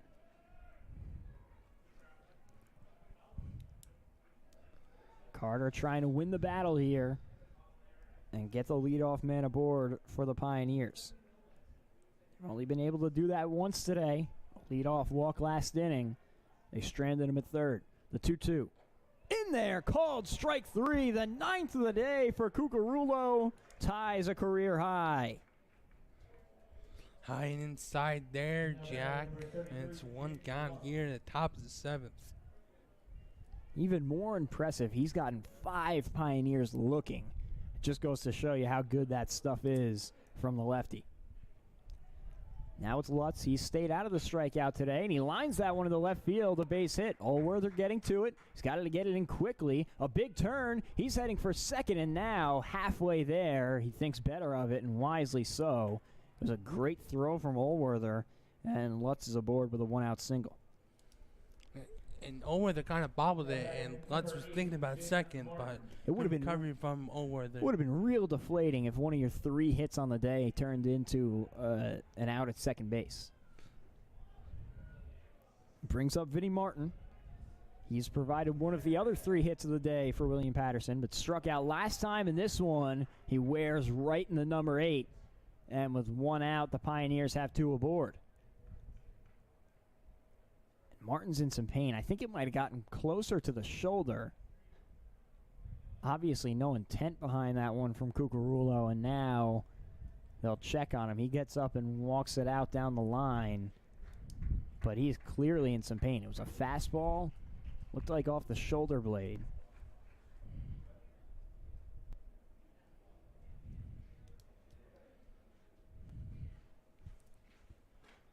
Cucurullo, normally with some good command, lost control of that one. He's only hit 2 batters this year coming into today. Martin able to take his base, and now there will be men at first and second with just 1 out. Dylan Habib looking to cash in, but he struck out twice today. Swinging in the 2nd, looking in the 5th. And now pitching coach Casey Gaynor is going to head out and have a conversation with Cucurullo. He's up to 95 pitches now. We were talking before about how Weiss had no problem going deep into games. Neither does Cucurullo.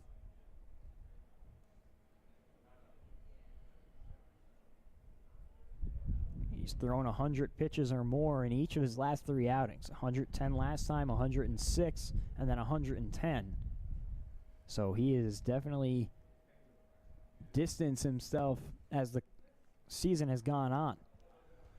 You know, Jack, like we mentioned, Patrick Cucurullo, maybe want, how the corners are playing in the bit. But if you're the Red Hawks, you may want to look at a double play here and just get out of the inning. I'm sure Cucurullo would love the sound of that. You have to imagine if he gets through this one, it might be his last inning. As I said, at 95 pitches. Darren Gonzalez with some light throwing in the bullpen. First pitch swinging into center field. Murphy chasing over, makes a great play on the run to retire Habib, and that was inches away from being a nightmare scenario for Montclair State. Now batting number 41. And you're going to score that in an L8 there, a line out. Habib hit that one hard and gave Montclair State a scare, but Murphy with a great play to snare it. And it'll bring up Elliott Hayward with 2 outs. Flew out to left his first time, popped out to second last time. Lutz at second, Martin at first. Curveball bends in, just missed. You'd have to imagine the Red Hawks won't have Jack Havson, their closer, after he went 2 1/3 yesterday. Cucurullo steps off. Gonzalez has also been a very viable option out of the pen this year, and they also have Nick Sefik, who's been pretty good. The 1-0. Fastball fouled off. Evens the count. I would imagine this could be the last bat for Cucurullo. Trying to put most likely the finishing touches on what would be a very nice day and easily his best of the season. He struck out 9. He's only walked 1 and allowed 3 hits. The 1-1. Curveball swung on and missed, and that was a beauty. He's ahead 1-2 on Hayward. Looking for his 10th strikeout of the day. It would be a career high. Lutz leads off second. Martin behind him at first. Cucurullo with a peek back. The 1-2. Missed away. Nice block by Garino to keep it in front. A waste pitch from Cucurullo. Let's see what he was setting up. I think maybe a fastball inside to get Hayward here. Last time he tried the bunt. Coach Lorber calling the outfield in. 2 balls and 2 strikes to Hayward. That one missed down low. So now the runners will get a head start. A single would easily score Lutz with him running on the pitch. 3 balls, 2 strikes to Hayward.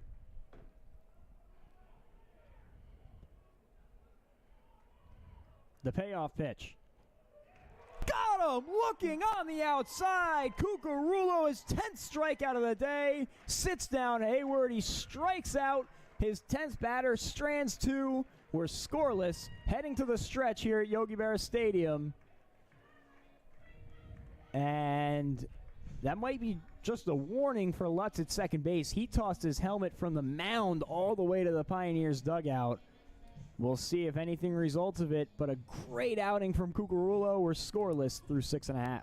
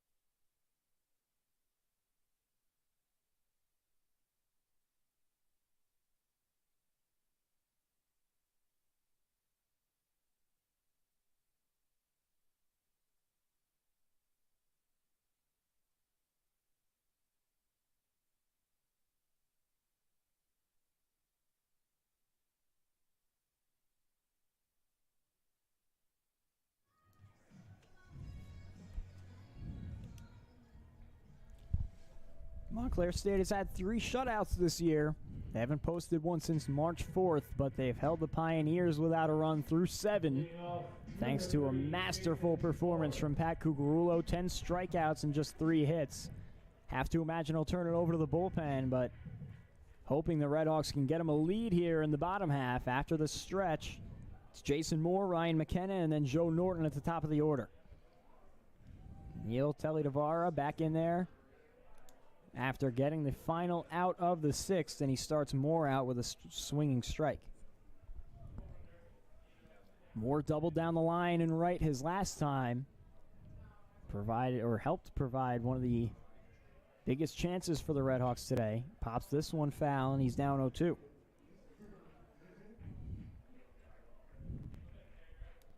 On the flip side, the Redhawks have only been shut out once this year. It was by the Rowan Profs back on April 9th. The 0-2. That one missed down on the dirt. Telly-Tavara trying to get more to chase. This has really just been a incredibly well-pitched game by both sides. Very, and I really couldn't say anything after that last strikeout from Cucurulo. Moore nubs that one right side. Lutz ranging over, just fields it cleanly and makes the play. And he continues with some really fine defense. Brings up McKenna. Lutz showed his frustration after the strikeout at the end of last inning. I believe he got a warning from the home plate umpire, Joe Iglio.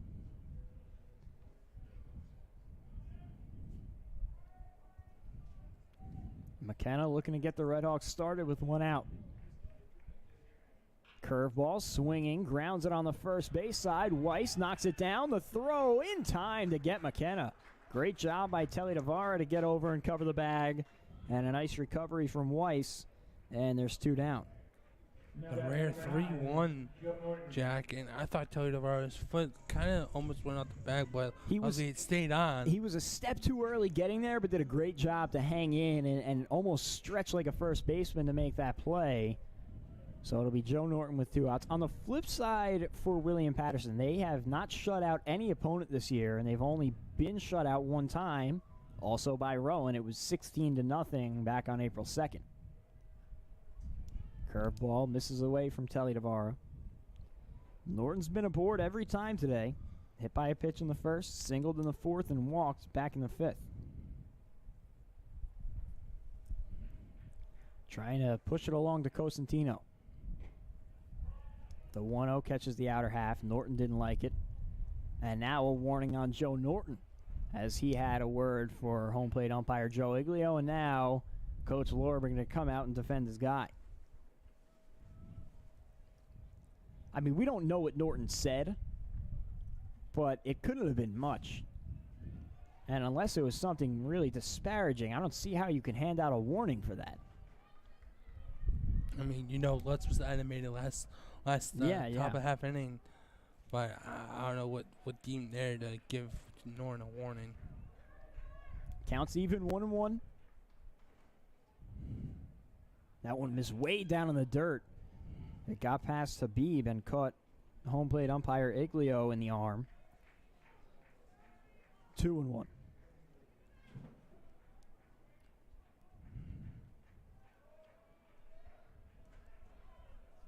Norton looking to extend the inning. Telly-Tavara delivers the check swing. Iglio says he went around, pushes the count to 2-2.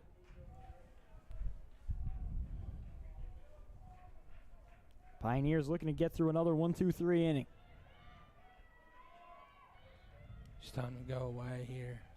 Then we get a curveball outside. The 2-2. Fastball fouled away. I don't think that was as far out as Habib wanted it. He was emphatically probably asking, motioning to the outside. Yeah. Maybe wanted a wave in the miss. Or maybe they were trying to fool Norton with a very visible hand motion towards the outside. She set him up there again. Re-rack the 2-2. This one, shot right side. Martin chasing over, down the line, near the track, near the wall. Foul ball. Oh, it was gone if it was fair, and Norton missed the decider by inches. And that, Jack, if it was probably a couple feet to the left, yeah, that's either dropping or that's going over the wall. It's 308 straight down the line in right field, and Norton easily cleared that, but he missed it by about a foot. And so in that tail, too. It's nothing but a long strike, and it'll be 2-2 once again. Televaro delivers the curveball. Oh, fielded by Lombardo. The throw in time to get Norton. What a play by Colin Lombardo. A web gem ends the inning. We're through 7, scoreless here at Yogi Berra Stadium. You are not going to want to miss this finish.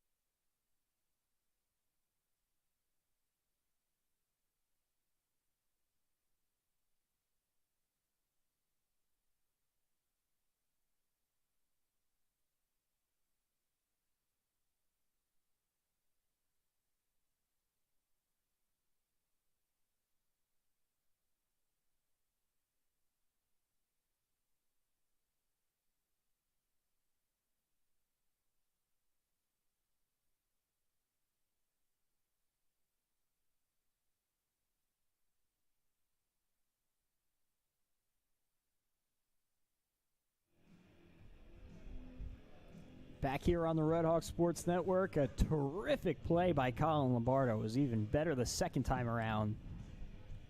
Put the Red Hawks down in order in the bottom of the 7th. We're in the top of the 8th. Pat Cucurullo's day is done. He goes 7 innings, 3 hits, 1 walk, 10 strikeouts. A scoreless day for Cucurullo. He was spectacular, and he turns it over to Darren Gonzalez. It was Ethan Gonzalez shutting down the Pioneers yesterday, and Gonzalez looks to follow suit today. He hasn't given up a run that has been earned in April. His last earned run was March 30th against DeSales, and it's two of just 5 earned runs that he's allowed all season long. He's really been good out of the bullpen for Montclair State. They could use him to step up right here. He'll face Chris Liriano, then the top of the order, Colin Lombardo and Carson Weiss. That one runs high and in on Liriano for ball 1. So both teams getting into the bullpen now. Still without a run. The 1-0 catches the outer half. And this has been as good as advertised, if not better. Liriano walked his last time, struck out back in the 3rd. The 1-1. Swung on and missed. A big hack there from Liriano. Came up empty.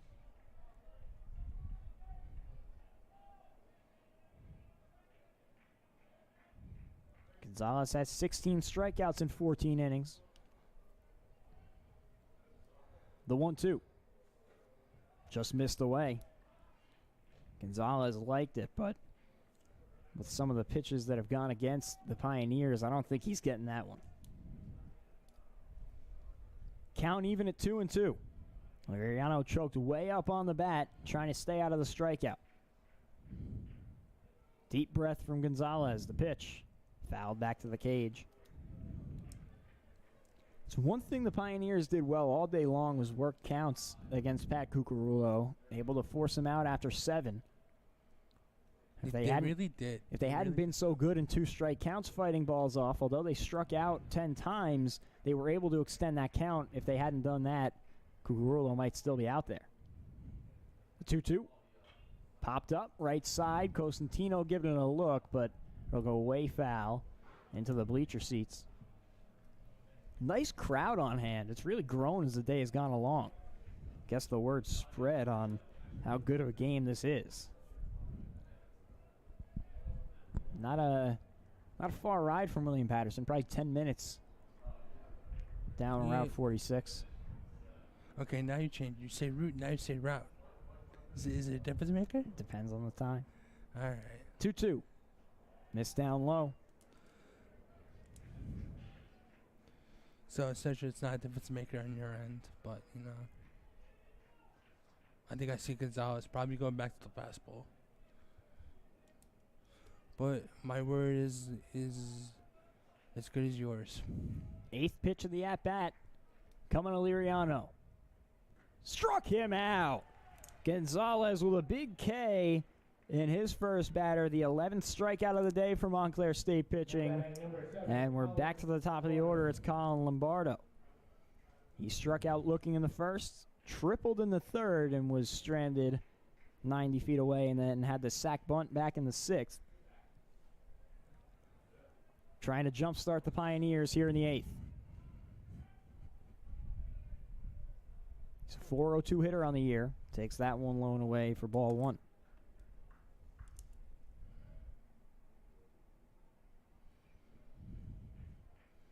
.557 OBP. He's done a great job setting the table for the Pioneers. He's got hit by 21 pitches this year, which is just an outrageous number. 1-0 swinging, pops it foul. I mean, I don't even see how that's possible. You look at the conference leaders in that number, and he's almost doubling the next highest number. He's been hit 21 times, and then Garino and Trip McCaffrey have been dinged 11 times. So I don't know what he's been doing, but it's helped his on-base percentage. The 1-1, swinging again, floats it on the right side, should be playable. McKenna coming in, Cosentino going over, makes the catch, a fine play over on the track. He went to the ground, but comes down with it. Some help from his defense, and Gonzalez mows through the first 2. Now batting number 45, Carson White. It's a really fine play by Cosentino. Going back on it, there's that little hill that is in play over there under the fence. Yeah. Kind of like old Houston Astros, Taos Hill out there. But that's in center field. But you get the hat drop, the glasses fall. Great job by Cosentino navigating that one. First pitch, strike to Carson Weiss. He struck out looking in the first inning. He's grounded out to short his last 2 times. Gonzalez looking to go 1-2-3 in the 8th.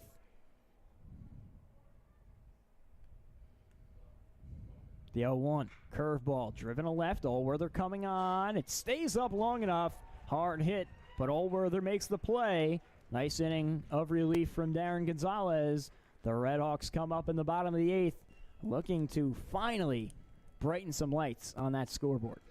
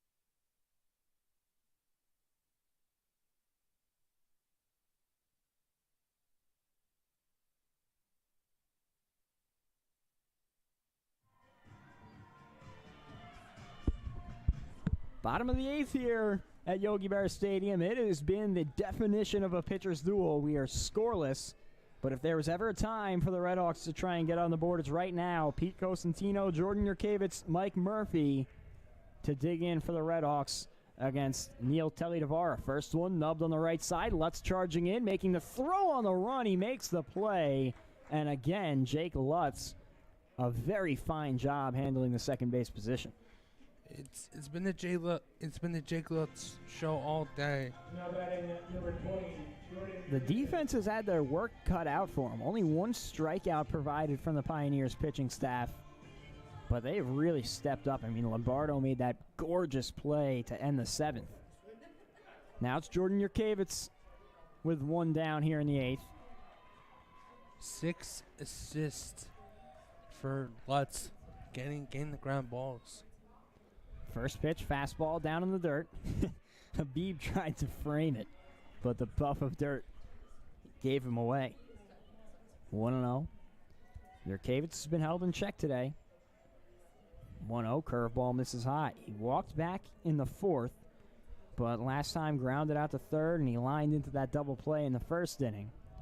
So he's been on it, but just hasn't had the 4-leaf clover today. The 2-0. Fastball grounded to 3rd. Lombardo on the backhand. A long throw. In time to get Yurkevich. What a play by Lombardo. Compounded by a beautiful stretch by Weiss at first. And the first 2 are down in the 8th. And if I'm the Red Hawks, I wouldn't hit it to Lombardo or Lutz. 'Cause they're gobbling that all day like a Thanksgiving Jeez. dinner. I mean, even Liriano has been really good at short. Brings up Mike Murphy with 2 away.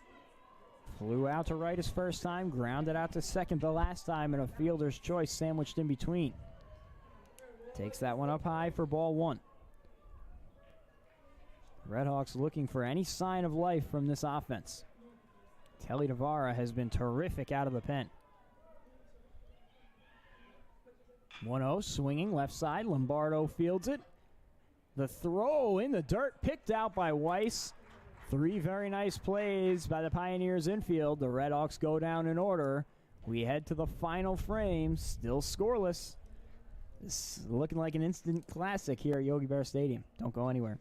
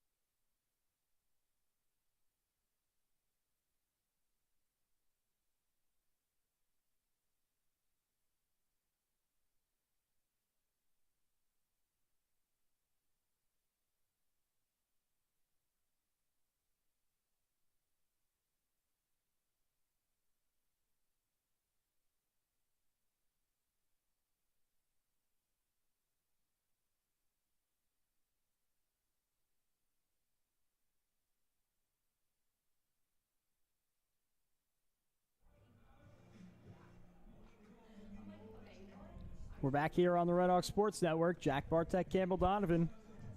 Telly-Tavara handled the meat of the Red Hawks order with no problem in the bottom of the 8th. And now the Pioneers will give their best punch. Steve Yellen, Dan Carter, Jake Lutz in the top half of the 9th. Could be their last shot to scratch one across. And it'll be Darren Gonzalez back out for Montclair State. Yellen 0 for 3 today. Takes that one high for ball 1. He struck out in the 1st. Grounded out to 3rd in the 4th, and then flew out to left his last time in the 6th.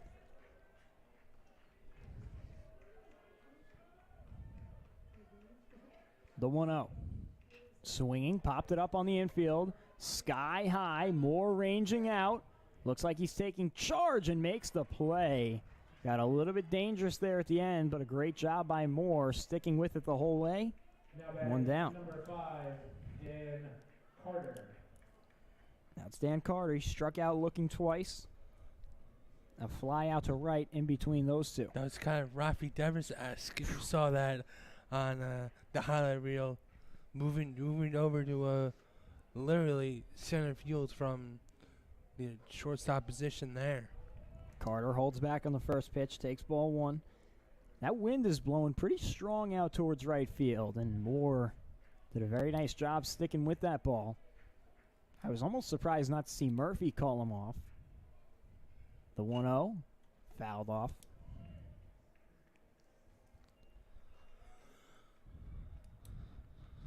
There's some action in both bullpens, but nothing too crazy. Looks like just some light throwing, if anything.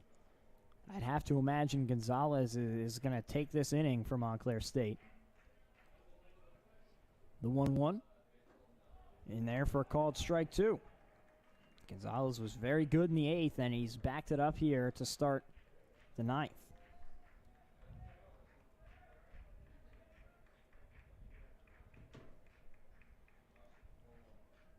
One-two count to Dan Carter. Gonzalez delivers. Missed high with the fastball.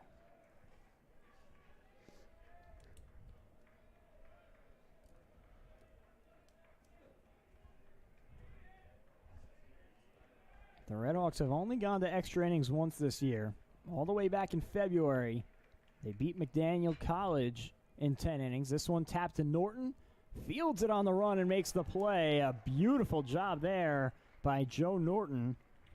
Him and Lombardo have been terrific at the hot corner so far, and there's two down.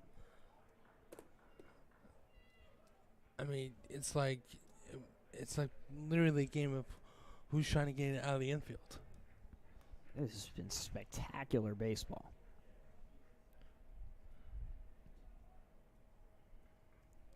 Now it's going to be Jake Lutz. He's 1 for 3, 2 ground outs and a single. Takes that one for strike one. Gonzalez trying to get through another 1-2-3 inning. Pioneers have only played one extra inning game. It was a 10-9 win over Wilkes just a week ago.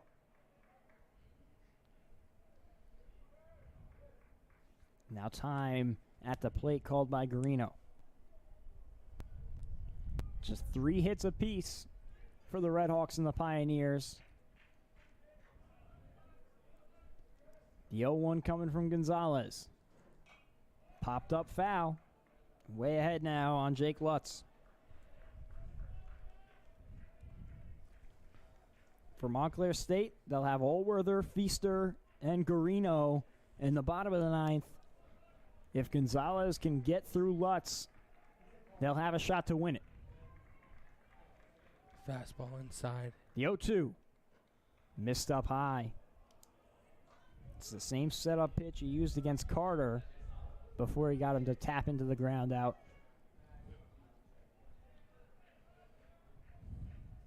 2 hours and 11 minutes we're at right now. It would be an incredibly quick game if we avoided extras. The 1-2. Grounded up the middle, out of the reach of Jason Moore. A nice piece of two-strike hitting from Jake Lutz. And the inning continues. It'll get to Vinnie Martin. A good piece of hit there. Gets an off-speed pitch and right up the middle there. On first base, a runner aboard with 2 outs. Becomes the only player in the game with 2 hits. So now it's Martin. He's reached base safely twice, had a single back in the 2nd, struck out in the 5th, and then was hit by a pitch back in the 7th. And now a conversation with his head coach, Mike Lauderhan.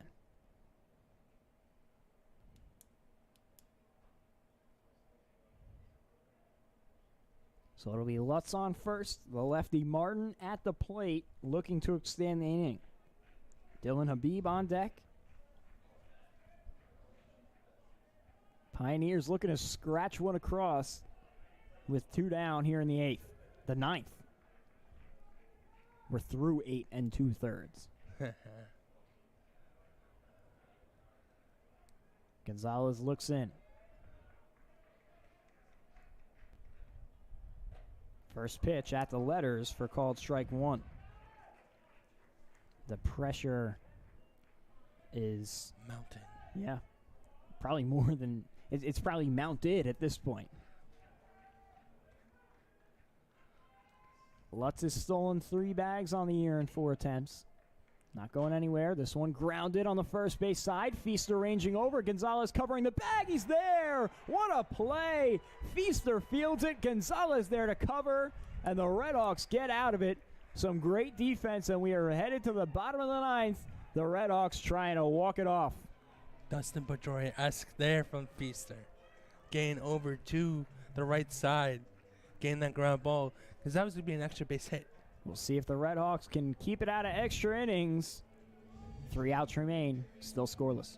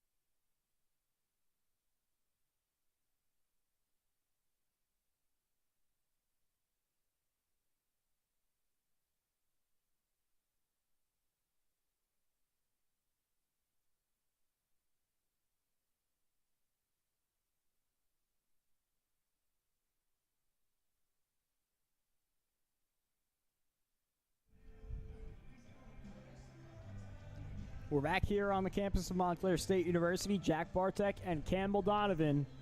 It has been maybe the best game in the NJAC all season long. Scoreless through 8.5. Andrew Allworther, Miles Feaster, and Anthony Garino looking to win it.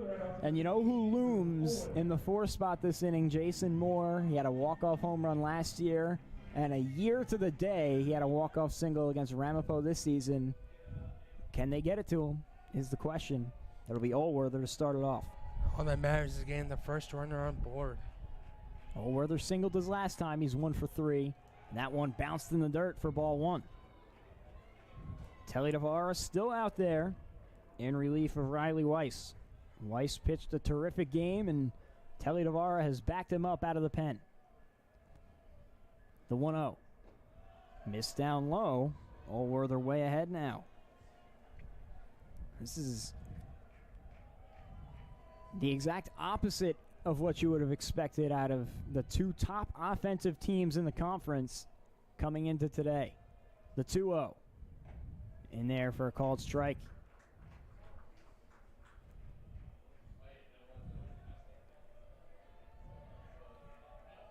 A lot of noise from this Yogi Berra Stadium crowd. The 2-1. Swung on and missed by Allworther. He took a big hack, came up empty, pushing the count even. Good fight back by Telly Tavara. See who wins the battle. Defense straight away for the Pioneers. The 2-2. Tapped foul. Nice fight there by Allworther.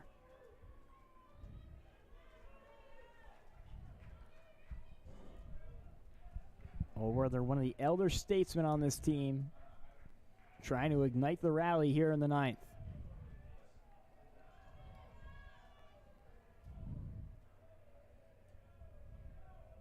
The 2-2.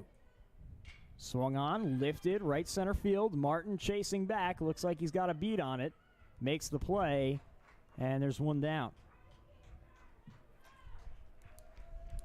Still a tough task here for Telly Tavara. This bottom half of the order is what hurt the Pioneers most yesterday, and now it's Feaster and Garino trying to get it to Jason Moore. Feaster is 0 for 2 today, walked back in the 6th, and he's grounded out to second his other 2 plate appearances.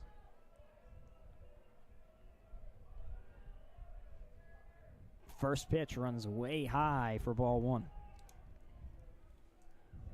Telly Devara has certainly made it interesting, but he has done good work. Back-to-back 1-2-3 innings, and he's got the first here in the ninth, but he's fallen behind 2-0 once again. So he hasn't exactly been pumping the zone, but the Redhawks have not made him pay to this point.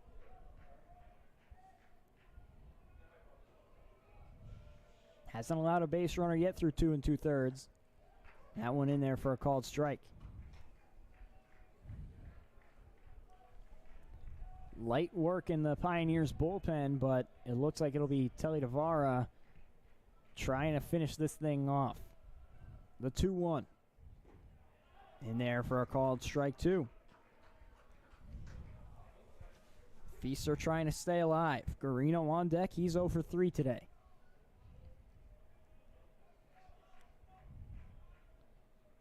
The 2-2. Tapped foul down the third base side. Nice fight there by Feaster.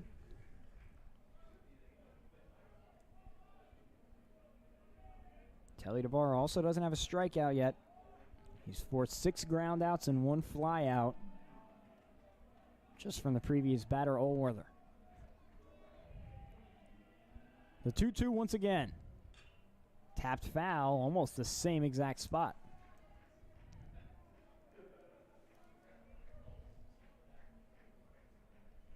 Man, this game has just gotten better and better as it's gone on.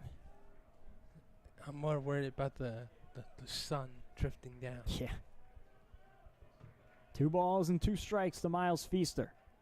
The pitch. Curveball. Came in and hit him on the elbow. Telly Devara loses Feaster, and the Redhawks have a man aboard with 1 down. Now, this is the situation I yearn to know, where you have a guy on first base and got 1 out, and what do you do in a situation? Well, the Redhawks have been uber aggressive on the base paths this year, but Feaster has only attempted 4 steals. He has achieved all 4 of those stolen bases. There's a ball being chased down by Coach Lorber out near the backstop.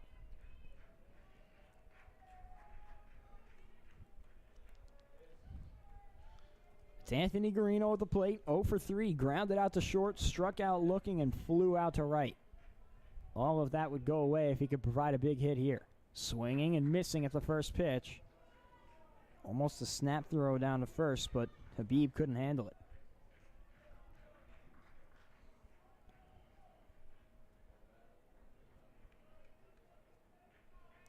Habib hasn't caught a base runner yet this season. He's had 7 attempts, and all 7 have reached safely.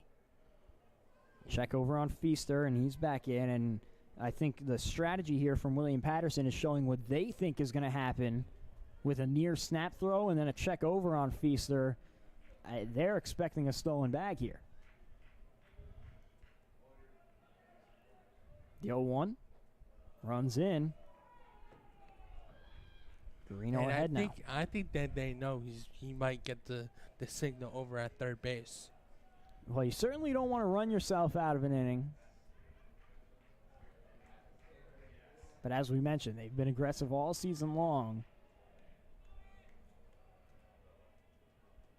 Pitch to Garino. Swinging, driving, down the left field line. Feaster taking the turnaround second. It's all the way into the corner. Feaster's going to be waved around. The throw home. Not in time. The Redhawks win it.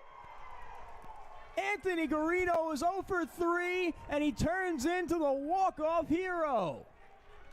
The top 2 offenses in the NJAC conference coming into the day, and it ends up being 1 run that decides it, the only one of the day, and the Redhawks improve to 11-1 in the NJAC as they look ahead to tomorrow.